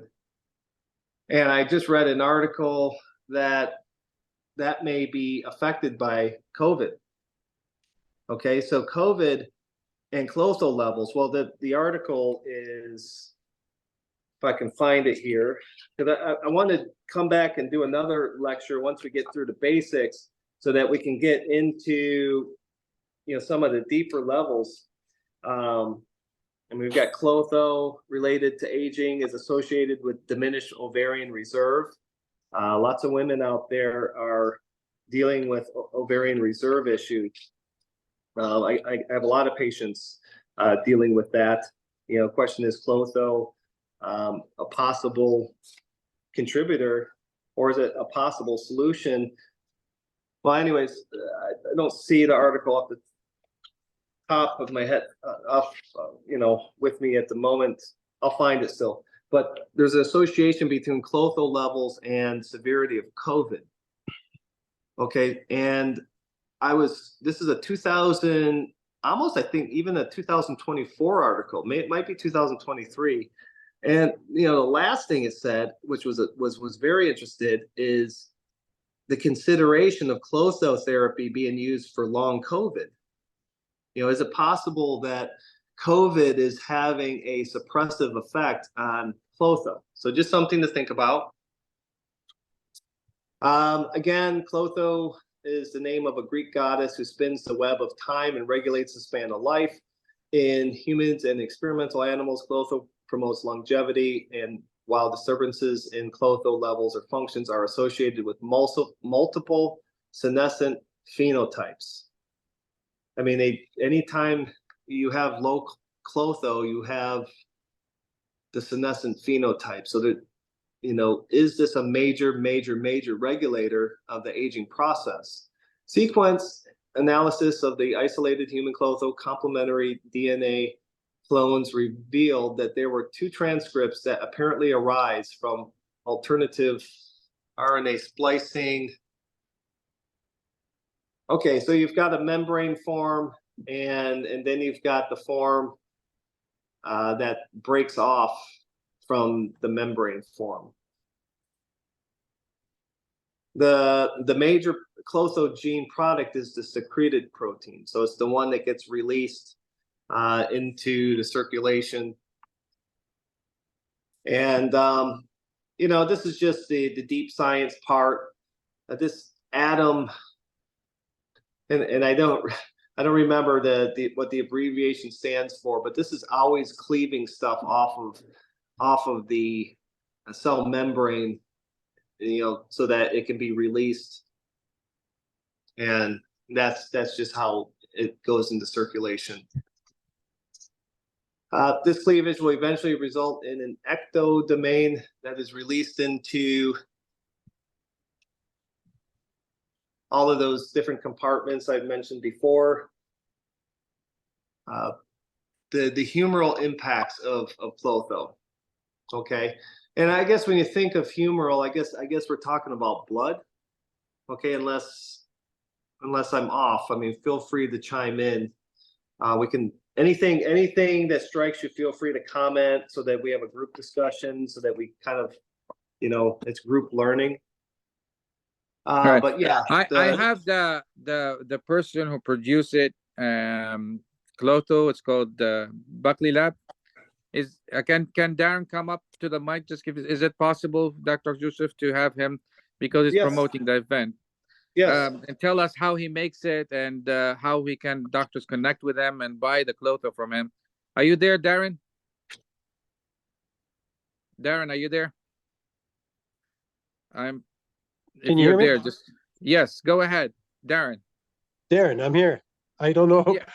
what you need me to Introduce say. yourself and your company, because you're sponsoring this event. You want to make sure that we you tell us about the technical and the dosage and whatever you recommend doctors here and where they can buy it, and we can move from there. Okay. Well, I guess everyone knows a little bit about it's the alpha version of klotho that's being used and experimented with. The dosage is extremely small. It's in the pico grams area. It can be purchased at buckylabs.com is one place. Actually, it's not a whole lot of places that make it available, but that's one. You can get the mouse version more easily, but of course not useful for us. Okay, So, great. So and I have a question. So at pico doses, I mean, is it enough? I mean, how much are people injecting from one bottle? Is it like, are they doing it sub-Q? Is it intramuscular? Yeah, it's sub-Q, usually an insulin syringe, and one bottle will last them until the bottle is not good anymore. So you'll buy it, and really it's kind of a lifetime supply. And the limiting factor is, you'll keep it in the fridge, and then it'll just slowly become less effective, because you should avoid the freeze-thaw cycles. Now, are you getting any feedback on results from people? I don't know if you tried it yourself or somebody who tried it. And if Oh, so, yeah. I yeah, go ahead. didn't see. Yeah, I tried it for a while. And actually, I'm on it again now, but I don't notice anything. I'm just hoping that it is helping things like my kidney function especially, and any well, maybe some markers, but it's hard to say. My markers are extremely good, but I'm taking so many things you can't really tell what's doing what. As far as yeah, ahead. and sorry, as far as like other anecdotal stories, there is some really good stories from people that have been taking it. Just better, feeling of wellness kind of thing. It's a bit like it's like certain hormones, like let's say HGH. If you take that, you just feel better. It's kind of a well-being kind of a thing. Okay, now you do realize that dose is really low. And just being honest, but I haven't had a chance to try it yet. But there's another company that has a bottle that you get 10 milligrams versus 0.2 milligrams, which is what I think the bottle is. So 0.2 versus 10 milligrams. I don't know why there's such a discrepancy. And it's also a scaffolded version, which apparently is supposed to be 2 to 4 times stronger, because it's what they call pegylated. It stabilizes the molecule. Well, that's the extent that I understand. Dr. Joseph, we may be discussing that with other with this company. But right now, I would like to appreciate Darren for coming and supporting the event. And we have the technology to make those peptides and proteins last longer, which is what you do, platelets nanoparticle. So I think using platelet nanoparticle and pack those peptides, because you want to protect them from the degradation of the blood enzymes, and clocking them with the platelets will definitely help to enhance its efficacy and stay longer in the body, and do better in targeting the pathology. So I think that technology, or his technology, or whatever he has, for us, we can modify and better the pharmacokinetics of it by loading it with platelets nanoparticles. Yeah, that's a good thought, and it's more accessible. I mean, this other place you have to buy, like, in bulk, and that can present a problem. But at least it's available, and if you could make it stronger, I think that would be, Well, you know what I should do is I should send. There's a good Facebook group that's they talk about the dosages and anecdotal reports. It's kind of like a group of people who are experimenting with it. A lot of our customers, and I Can you will. invite them next Monday, and they can share their experience? Well, I with was us? thinking that if I could either send you the link or upload it or something, just so that you guys, anybody who's interested now, can have a look at it. You actually have to join the group. Well, But there's a lot of good information there. You're part of the group, right? Are you part of the group? Yeah. Just invite them to our meetings, and we can entertain them, and even having them talk about their experience and their what they find from the patients. Is that possible? Yeah, that's possible. I guess I'll have to find the moderator and talk to them or something. Right. That would be nice. Okay, so I think you have the website there. You share your cell phone number with the audience here, with the docs here. Hopefully they will reach out to you, and we can, continue collaborating and looking for it better. I'd like to give Audrey Ward, if you can come up to the mic. She's sponsoring the events, and she's our partner, to introduce your company, and why you think your exosome is better, and whether there's possibility for you to adapt the methylene blue for the dynamic therapy in the future. But I think if you can just tell us what you have currently, and why you have better service and products than your competitors.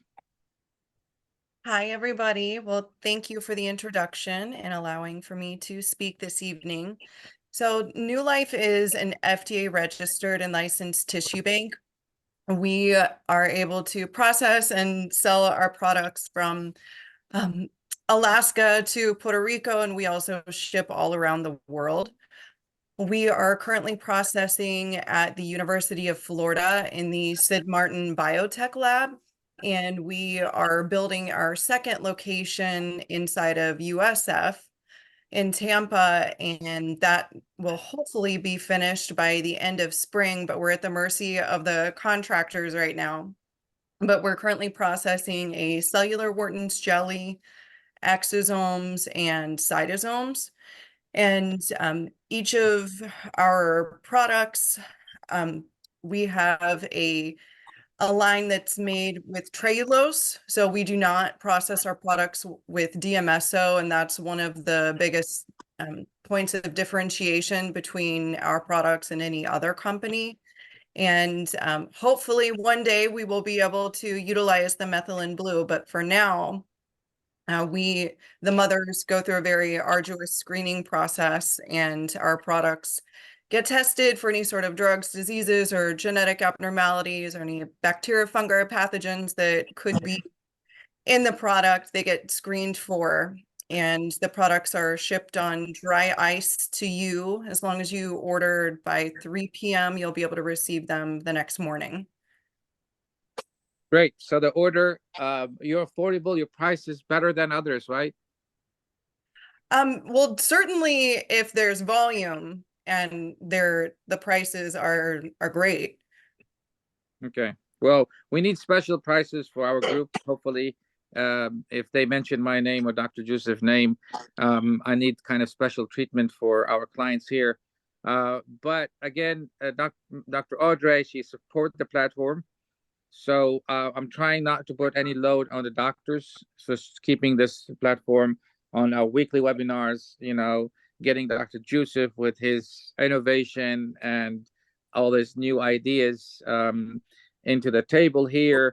I mean, we require some supports, and I think Audrey and hopefully what was Buckley Lab will continue supporting us. And their website is linked. I mean, I put in the text, right? Darren Moore, can you put your website, your cell phone, Audrey, cell phone and your website? And if you want to support this platform, just order from our sponsors. They are sponsoring and this education program. I also have Mike Emmanuel from National Pharmacy. They're making those diet capsule that I formulate with them. Hopefully we'll have National Pharmacy, Mike Emmanuel. Everybody knows him. I will put his name in the text as well. But he has very nice diet capsule. And then we have another Dr. Hutan with his probiotics, Pediform Bactrum, that I recommend every morning to be taken for patients or for people who's trying to reduce the inflammation and weight generally. And then the Mike Emmanuel capsule will be before or during, even when you take the first bite, not necessarily 30 minutes before diet or before you eat.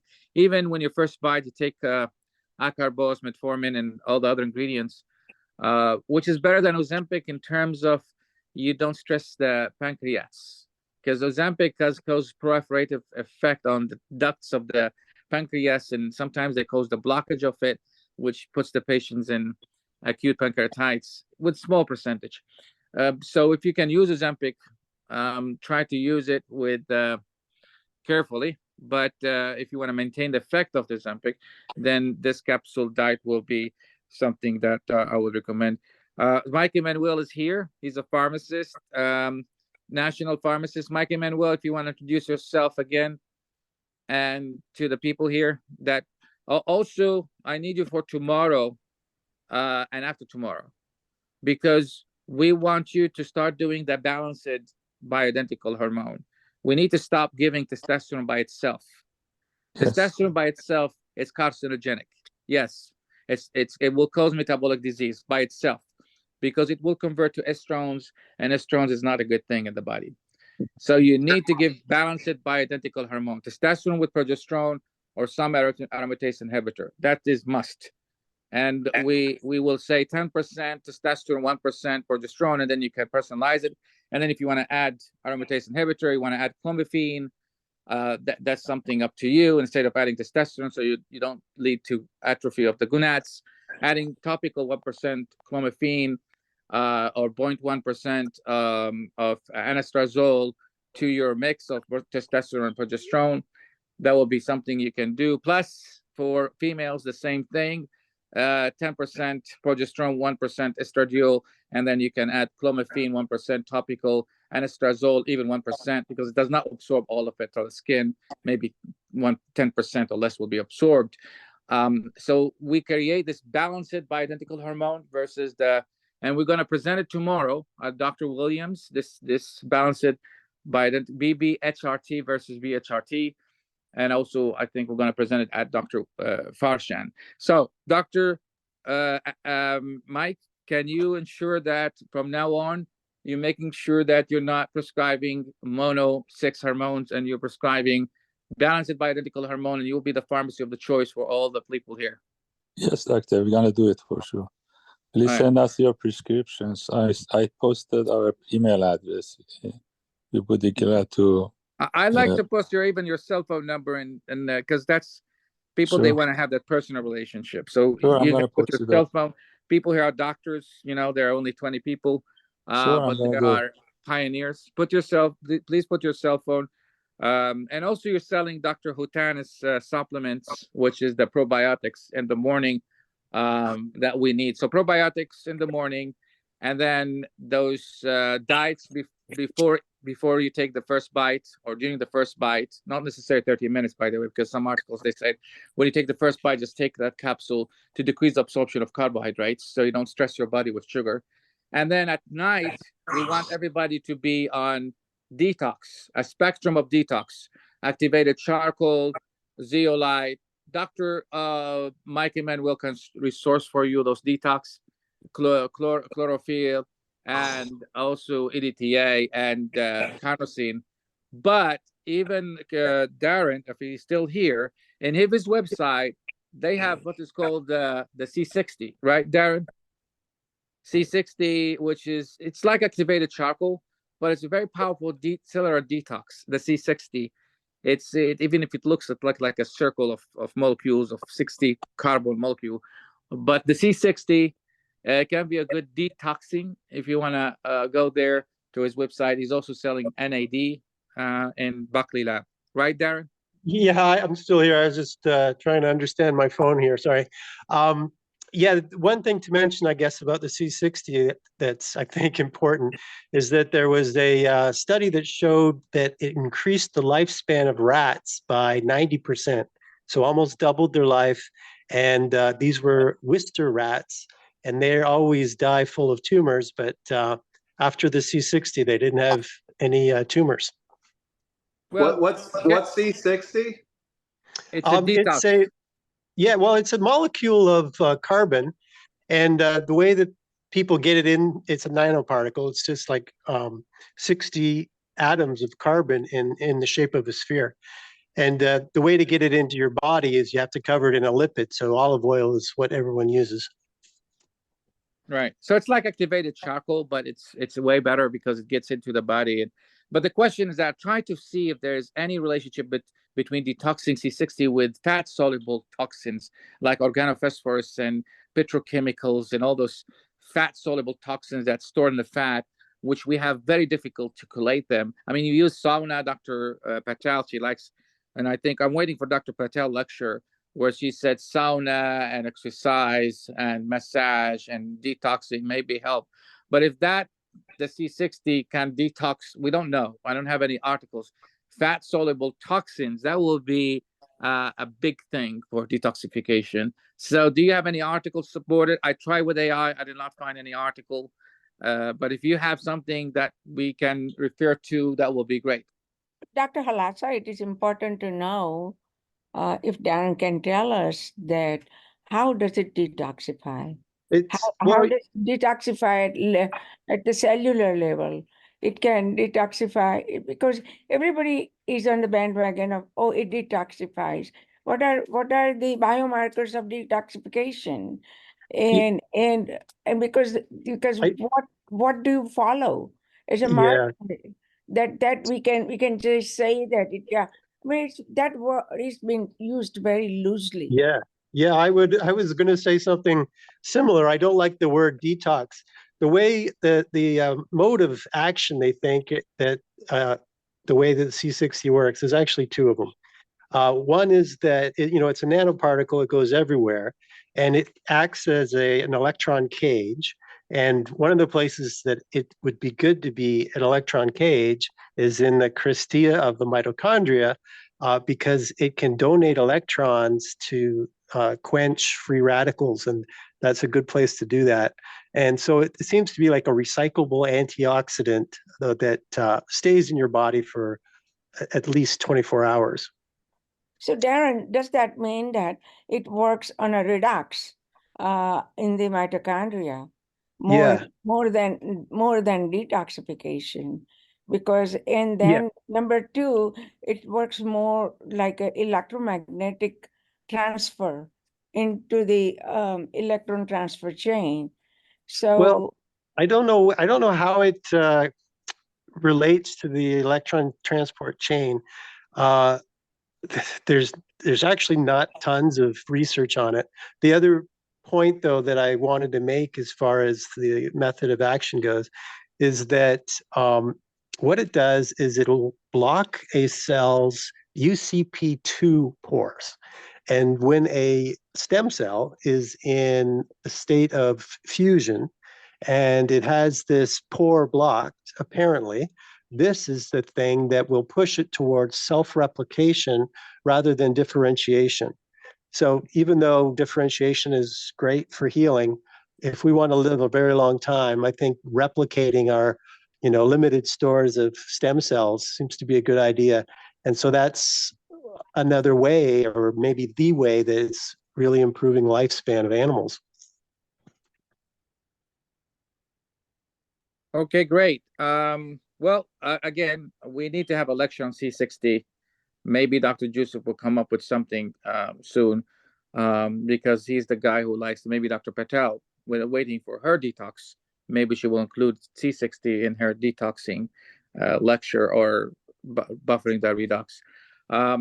But I again, would still like to know, talk to Darren about how is he getting the klotho? What is it made from? Oh, it's synthesized, it's built, piece by piece. What It's does that mean? a series of amino acids. It's a protein, so it's like a series of amino Is it a acids. peptide? That's what you're saying? It's a protein, yeah. No, it's a peptide it's a fragment. Well, it's my a fragment. understanding. Yes. how many amino Yeah. acids in that klotho? Do you know? So is it No. possible for you to provide me the how is it that fragment? What is the sequence of peptide chain in it, like amino acid sequence? To say that this is your product, this is the sequence, and this is how the peptide. Like for other peptide, they have it. You must have something like that for your peptide, correct? Well, for sure. Yeah, there's the formula for it, and we can get you that. Okay, is it, you did not put your info yet on chat, so we don't have your contact information. Yeah, I couldn't find the chat, but now I see it. Yeah, click your information there, and then So Dr. I will Patel. talk to you then, okay? Yeah, I'll send my cell phone number and my email and some links. Thank you. Thanks. Okay, great. Dr. Joseph, do you have any say with all of this? As far as klotho is concerned, yeah, Everything. I mean, look, obviously I've got the rest of the lecture, but I got here late and I apologize. I couldn't get out of a meeting until later. So, but and we can continue this lecture as I have been diving deeper into the literature now, because I understand better how it works. But this is a major, put it like this is one of those master regulators, okay? And I guess you could call it the master mineral regulator, because it's a master calcium and phosphorus regulator. And that's a big, huge piece of the puzzle itself. That is the one thing you wrote here. It is here that it is the vanilloid receptor channel 5 and 6. Usually it is the TRPV1 and V2. So can you please check the source of that? Because whenever it relates to the calcium channels, it's usually TRPV1 and 2, and we have described that well in our books. So I'm a little bit wondering about vanilloid 5 and 6, TRPV 5 and 6. Oh, you're talking about the what's the importance of vanilloid 5 and 6? No, I know the importance of vanilloid receptor, but now it is subtype 5 and 6. Usually it is the 1 and 2 is related to the calcium channels and transport of the calcium from the extracellular compartment to the intracellular, where it is lethal and does a lot of damage. So I really like to know that it is really a vanilloid 5 and 6, or it is 1 and 2. Yeah, and I'll look deeper into it, because some of this information I'm still trying to have the big understanding. I don't like it when it's just information and more information. I like it when it's like, oh, now that makes sense. That makes perfect sense. I do know it's modulating or causing expression of mitochondria FOXO, okay, the fork head enzyme that is the master antioxidant of the mitochondria, which leads to stabilization of the electron transport chain and makes it less likely that calcium influxes will trigger the apoptosis signals and release of cytochrome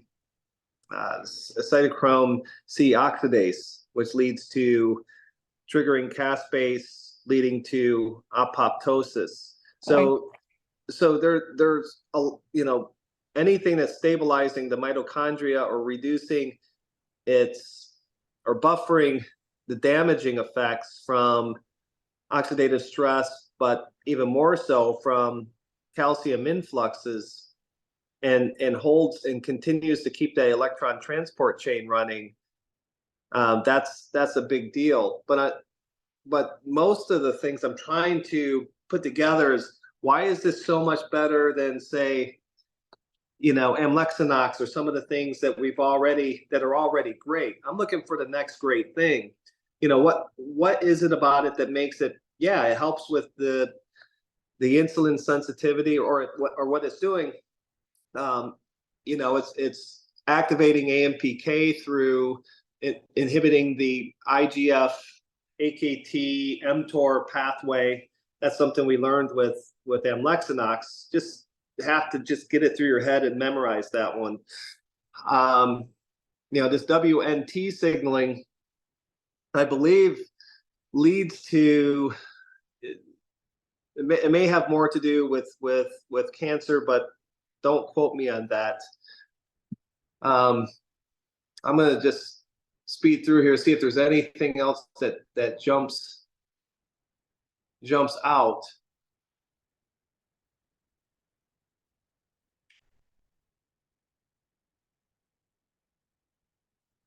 This is really information I think it's not going to really help us.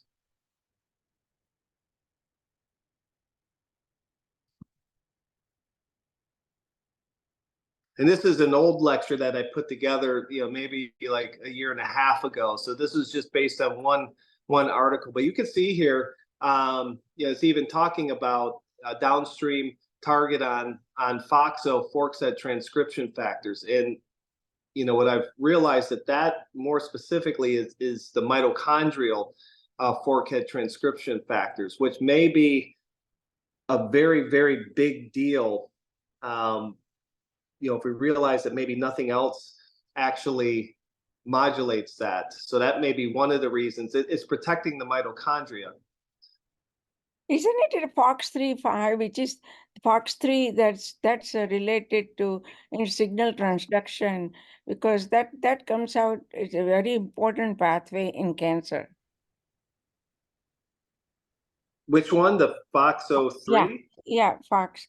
Not FOXO3, but it is a FOX3.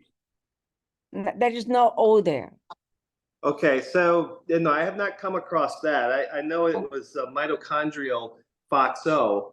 Okay, and that's what they might be talking here. The other thing is, apparently it's flipping on NRF2. That's the overall master regulator of glutathione transcription and heme oxidase and a group of antioxidants that will buffer the redox. But it's also modulating NF-kappa B. And it may be doing that through that WNT signaling pathway as well. Or it may be because it could be through FOXO, which turns on the production of superoxide dismutase, and that leads to directly leads to turning off the NF-kappa B, which would be activating the DNA to produce danger signals. So, look, I know that the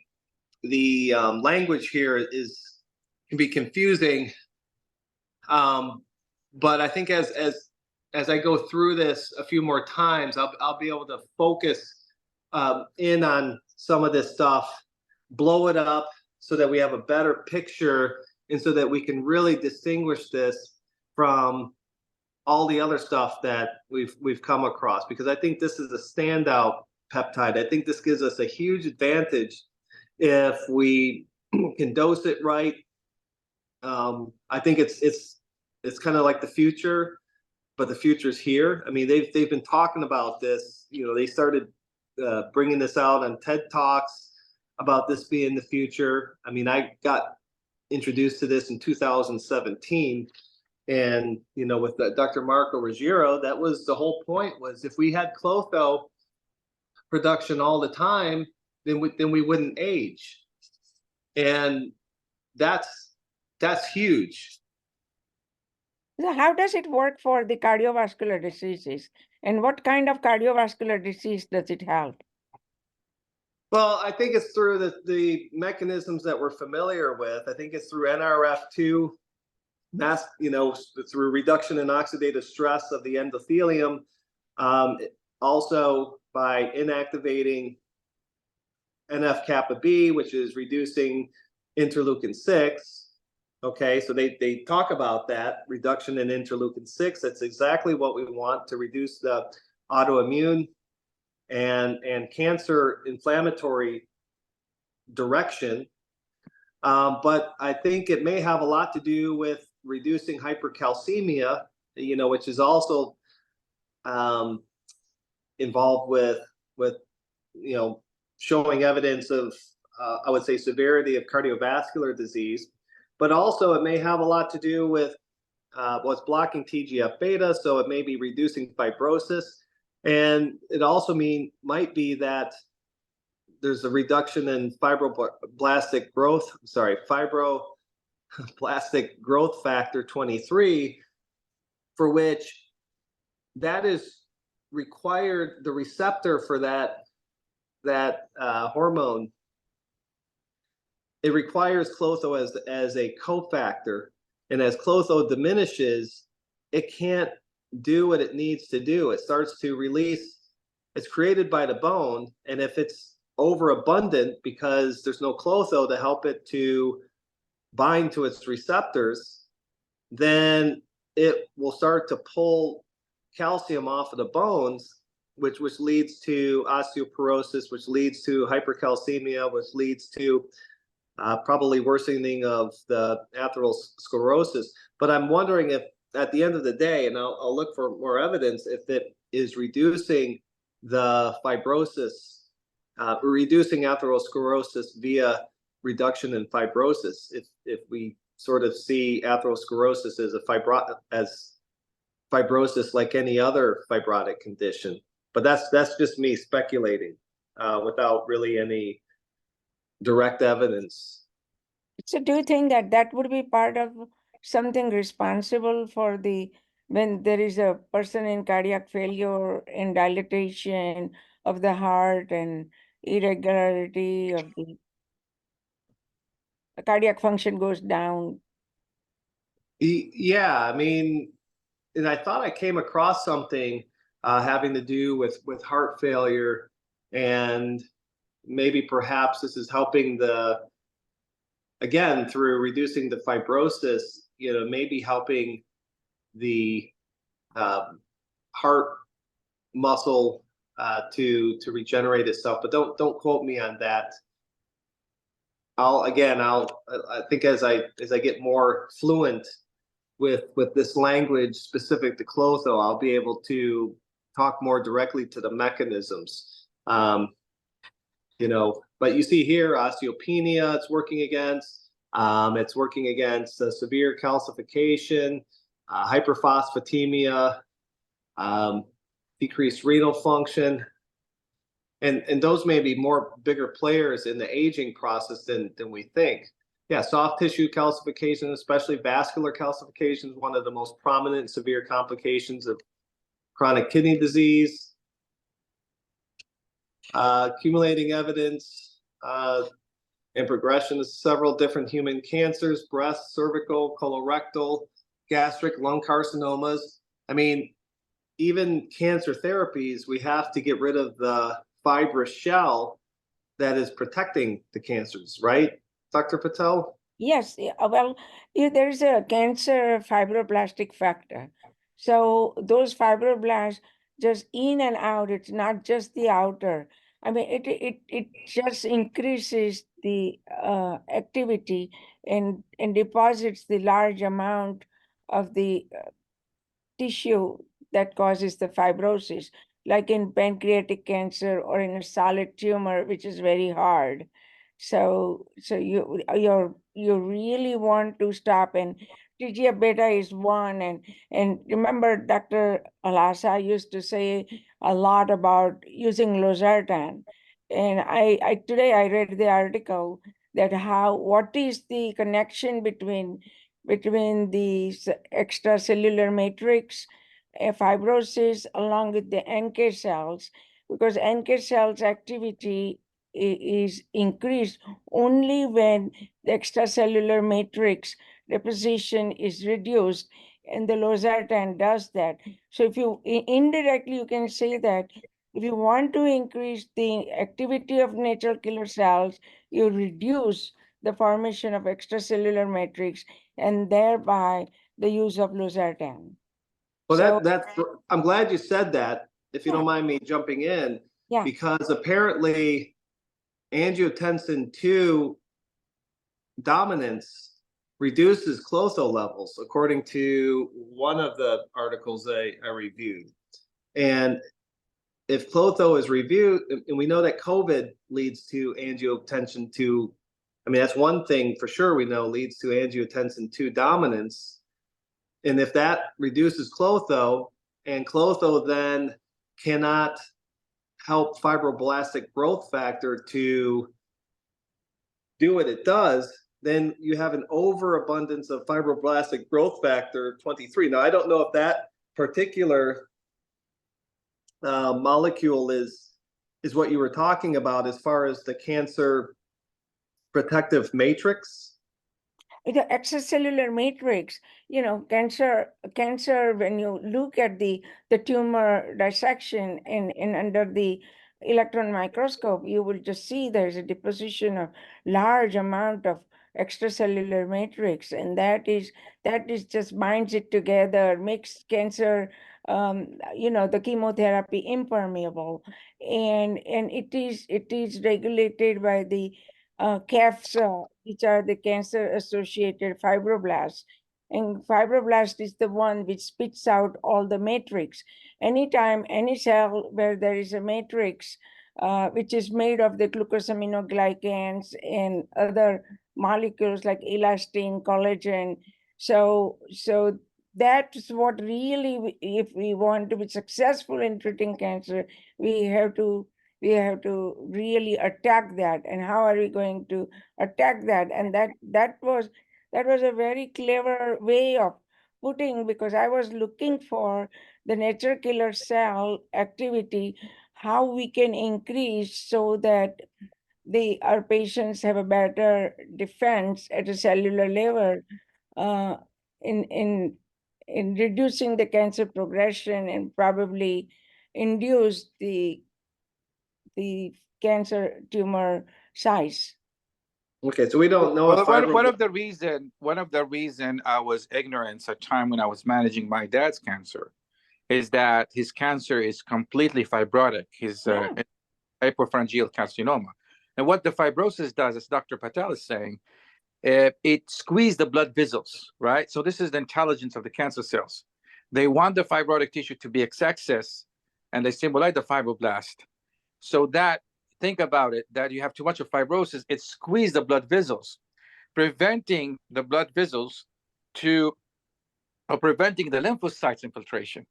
So lymphocytes cannot get into the cancer because those blood vessels are squeezed enough where they allow only the sugar, but they don't allow the defense and the military of the white blood cells, which is the lymphocytes, especially the cytotoxic T cells, for getting into the cancer. So this is how intelligent those cancer cells.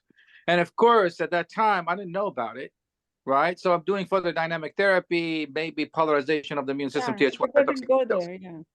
Right, but they don't go there. Yeah. And you can see in the endoscopy when we see it, it's like a white. It's completely white, the cancer, and why the white is that fibrosis is causing the whiteness of the cancer.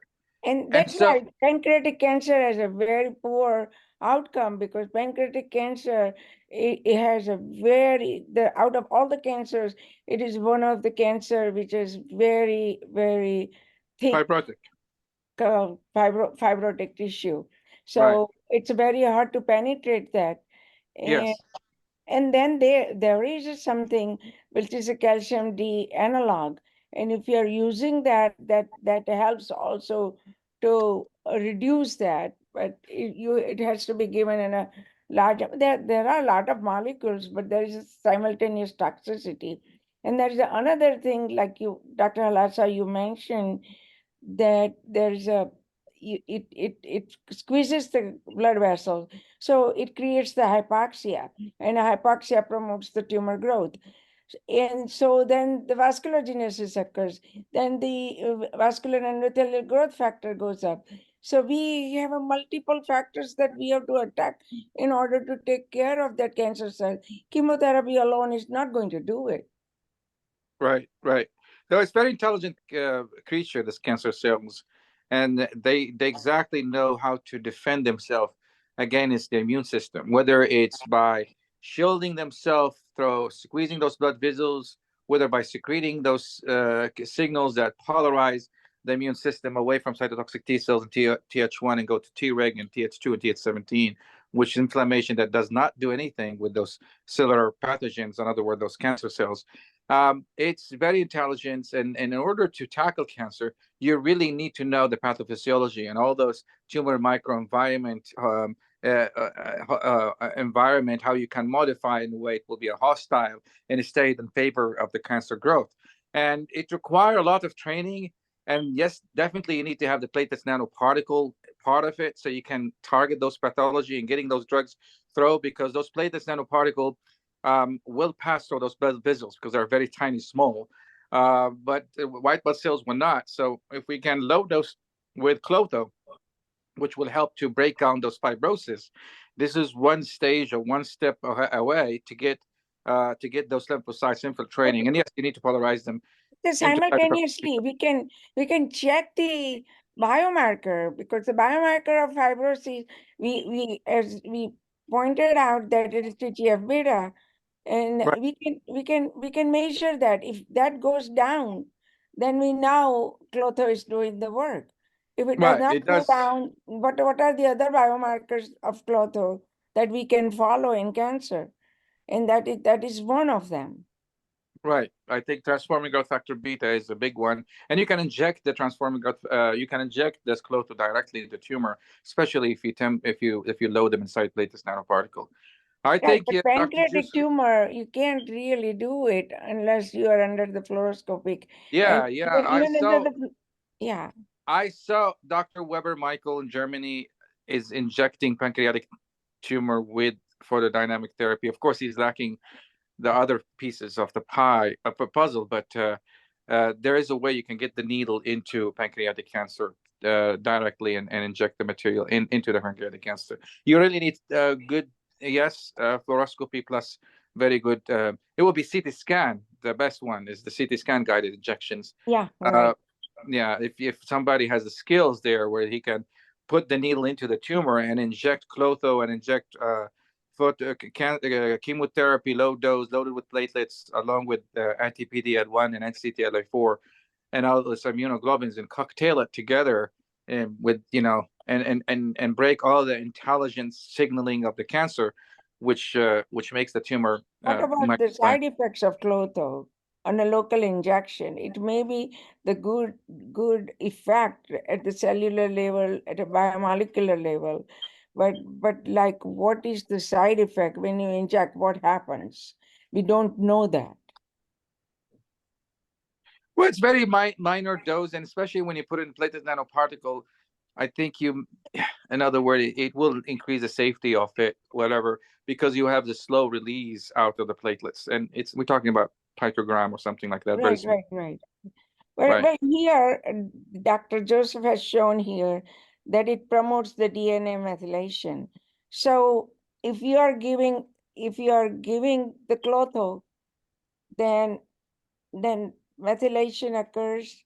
But I thought methylation is a double-edged sword. So methylation is good to promote the detoxification, but methylation is also a problem with the tumor progression.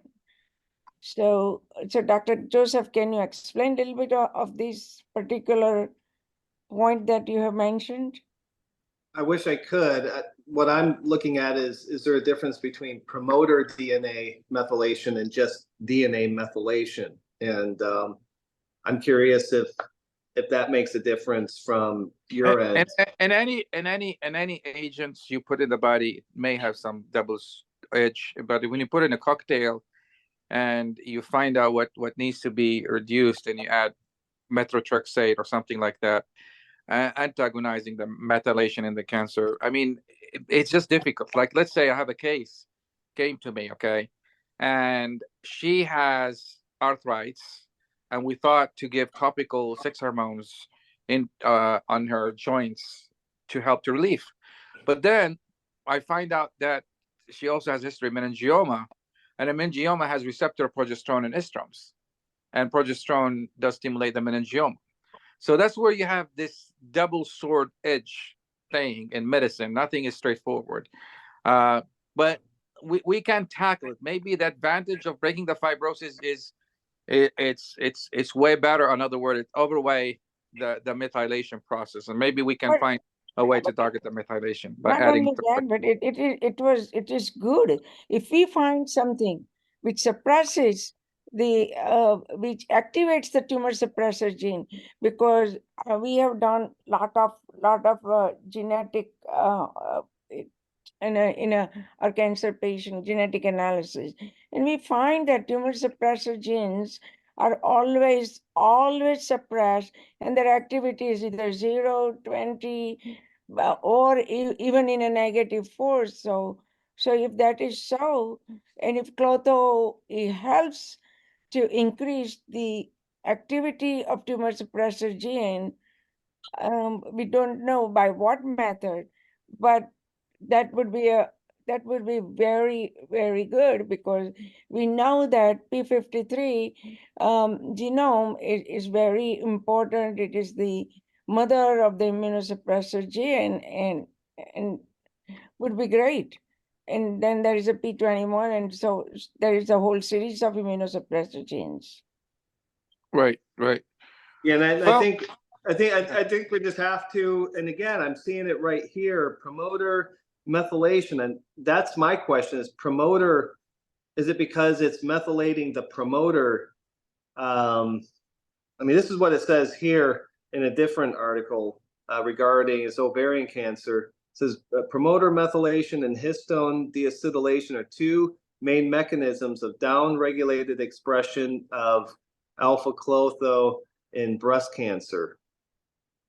But if you do the histone deacetylation, that is one of the mechanism in promoting the cancer. And then the you read the another mechanism that also promotes the cancer. So I don't know how. Are you there?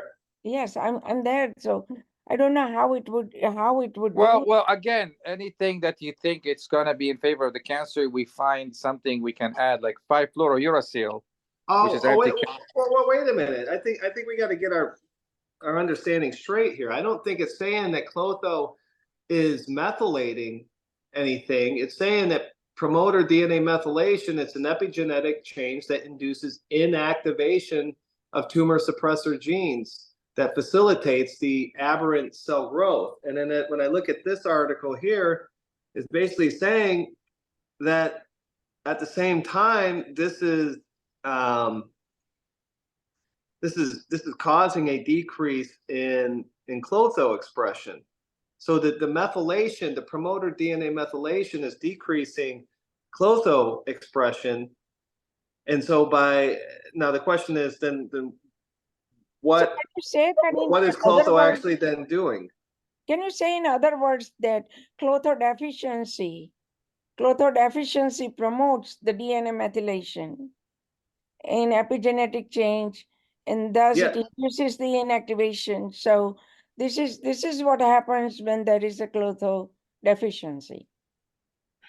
Okay, the other option, if you find that this is concern for you, Dr. Patel, then you just add 5-fluorouracil in your cocktail, and you're done with it. Then you take off any advantage that drug is doing with cancer. So in other words, we have at least we have something that we can work on, and just breaking out the Yeah. fibrosis. And if there's any other things that favor the cancer, we can find an antagonist of it and just add it in the cocktail. So what do you say that 5-fluorouracil will be the option for antagonizing methylation in the cancer. antagonize what? 5-fluorouracil. Yeah, The what five- does it antagonize? It does inhibit the methylation. Oh, methylation, okay. But yeah, of cancer. Yeah. So you just add that in your cocktail. It's an anti-cancer drug, right? In low dose, You and you put it can places. add it, but Right. then you have to also supplement with leucovorin. Because Yes, that's fine. there is That's a fine. leucovorin deficiency. And Yes. That's what you do. So you inject that there, and then you just add oral. So in that way, you balance. You're keeping the healthy tissue okay, and then you're just focusing on. Okay, so here's a mechanism now that we're we might as well just continue down this thread really quick so that we can just realize what they're trying to say. So here's another article. Meanwhile, tumors from soluble klotho injected mice were smaller and showed reduced proliferation and expression of the epithelial mesenchymal transition marker. Now, if I just go ahead, it just says, okay, recent studies revealed potential mechanisms of klotho and tumorigenesis during breast cancer development. Number one, klotho inhibits, it may just go back to some of these mechanisms we're familiar with. Klotho inhibits insulin-like growth factor signaling pathway, which we know that flips on AMPK. Let me see if I can find number two, because there's a lot of things it's talking about that are just with the confusing language. I don't want to go too far into. Let me find number two. Klotho enhances activation of the FGF, so is that the fibroblastic growth factor pathway induced by BFGF. The fibroblastic growth factor pathway inhibits proliferation of breast cells. Now, I don't know what they're referring to. FGF, alpha klotho enhances activation. It's fibroblastic growth factor, so it's the fibrosis. So it inhibits the fibrosis, which is good. It's inhibiting it by enhancing Yeah, the inhibit the activation. fibrosis. Yes, that's what we need in cancer. And what other thing you have? Okay, it says klotho affects breast cancer tumorigenesis through interaction with FGFRS, which I'm not familiar with. Yeah, I think it's a fibroblastic growth factor. That's fine. Okay, and its receptor FGFR4 were overexpressed in the breast cancer, and such overexpression was negatively associated with methylation of the klotho gene, indicating that klotho expression may be required to maintain FGFR4 expression. So again, it's reducing the fibrosis through the fibroblastic growth factor pathway, right? Yes. Okay, number four, klotho regulates metabolic activity in breast cancer. Reprogramming of energy metabolism is one of the signs of cancer. Overexpression of klotho activated AMP activated kinase, AMPK. Okay, yes. So as well as its downstream effector acetyl-CoA carboxylase in MCF7. Yeah, just say this is MPK under that signal, which Okay. is like amloxanox, and that helps to induce apoptosis of senescent cells, cancer cells, inflammasomes. Okay, and then this last thing, soluble klotho reduce expression of critical components of glucose metabolism, such as glucose transporter GLUT1, and the key glycolytic enzymes, hexokinase 2, phosphofructokinase 1, pyruvate kinase, and pyruvate dehydrogenase kinase. So it activates the mitochondria and moves it to ketosis, in other words, which is something better than lactic acidosis. And that will help. ketosis- And that will help blow up the mitochondria. Yeah, to blow just up. like Warburg phenomena. Ketosis does help. Yeah. Right. The ketosis is good. It polarized the immune system Th1. Lactic acidosis polarized the immune system to Tregs. So anything that helps to shift the glycolysis into Krebs cycle and activate the mitochondria is good. It's good to kill the cancer. That's metabolically. Oh, and then inside the cancer, it might cause those mitochondria to blow up by reversing Yes, the if you Warburg activate effect. the mitochondria, it's like a bomb in the cancer, and if you activate it, it will signal apoptosis and kills the cancer. Okay. Well, I think we've done enough for tonight. I know that the call's gone kind of long, and I don't want to burn. I don't want to burn people out. So it's very important that at the end of the day, start using it and use platelets nanoparticle loaded with all those things that we talked about, so you can have better efficacy for those peptides in general, including klotho. And if you want the training, we can provide a training for platelets nanoparticle. And you have the phone number for Darren Moore, his cell phone number, his website. Sex hormones, don't use monotherapy, use balanced sex hormone. Don't use testosterone without progesterone. Don't use estradiol without progesterone. And I think that's done deal. And then the diet capsule we talked about with Michael Emanuel, National Pharmacy, probiotics in the morning from Vediform Bactrum. And then tomorrow, I'll be presenting at Dr. William Clearfield, and we're going to talk about this balance, the BBHRT versus BHRT. So I would like everybody to be there and Dr. Williams' conference. Otherwise, any questions?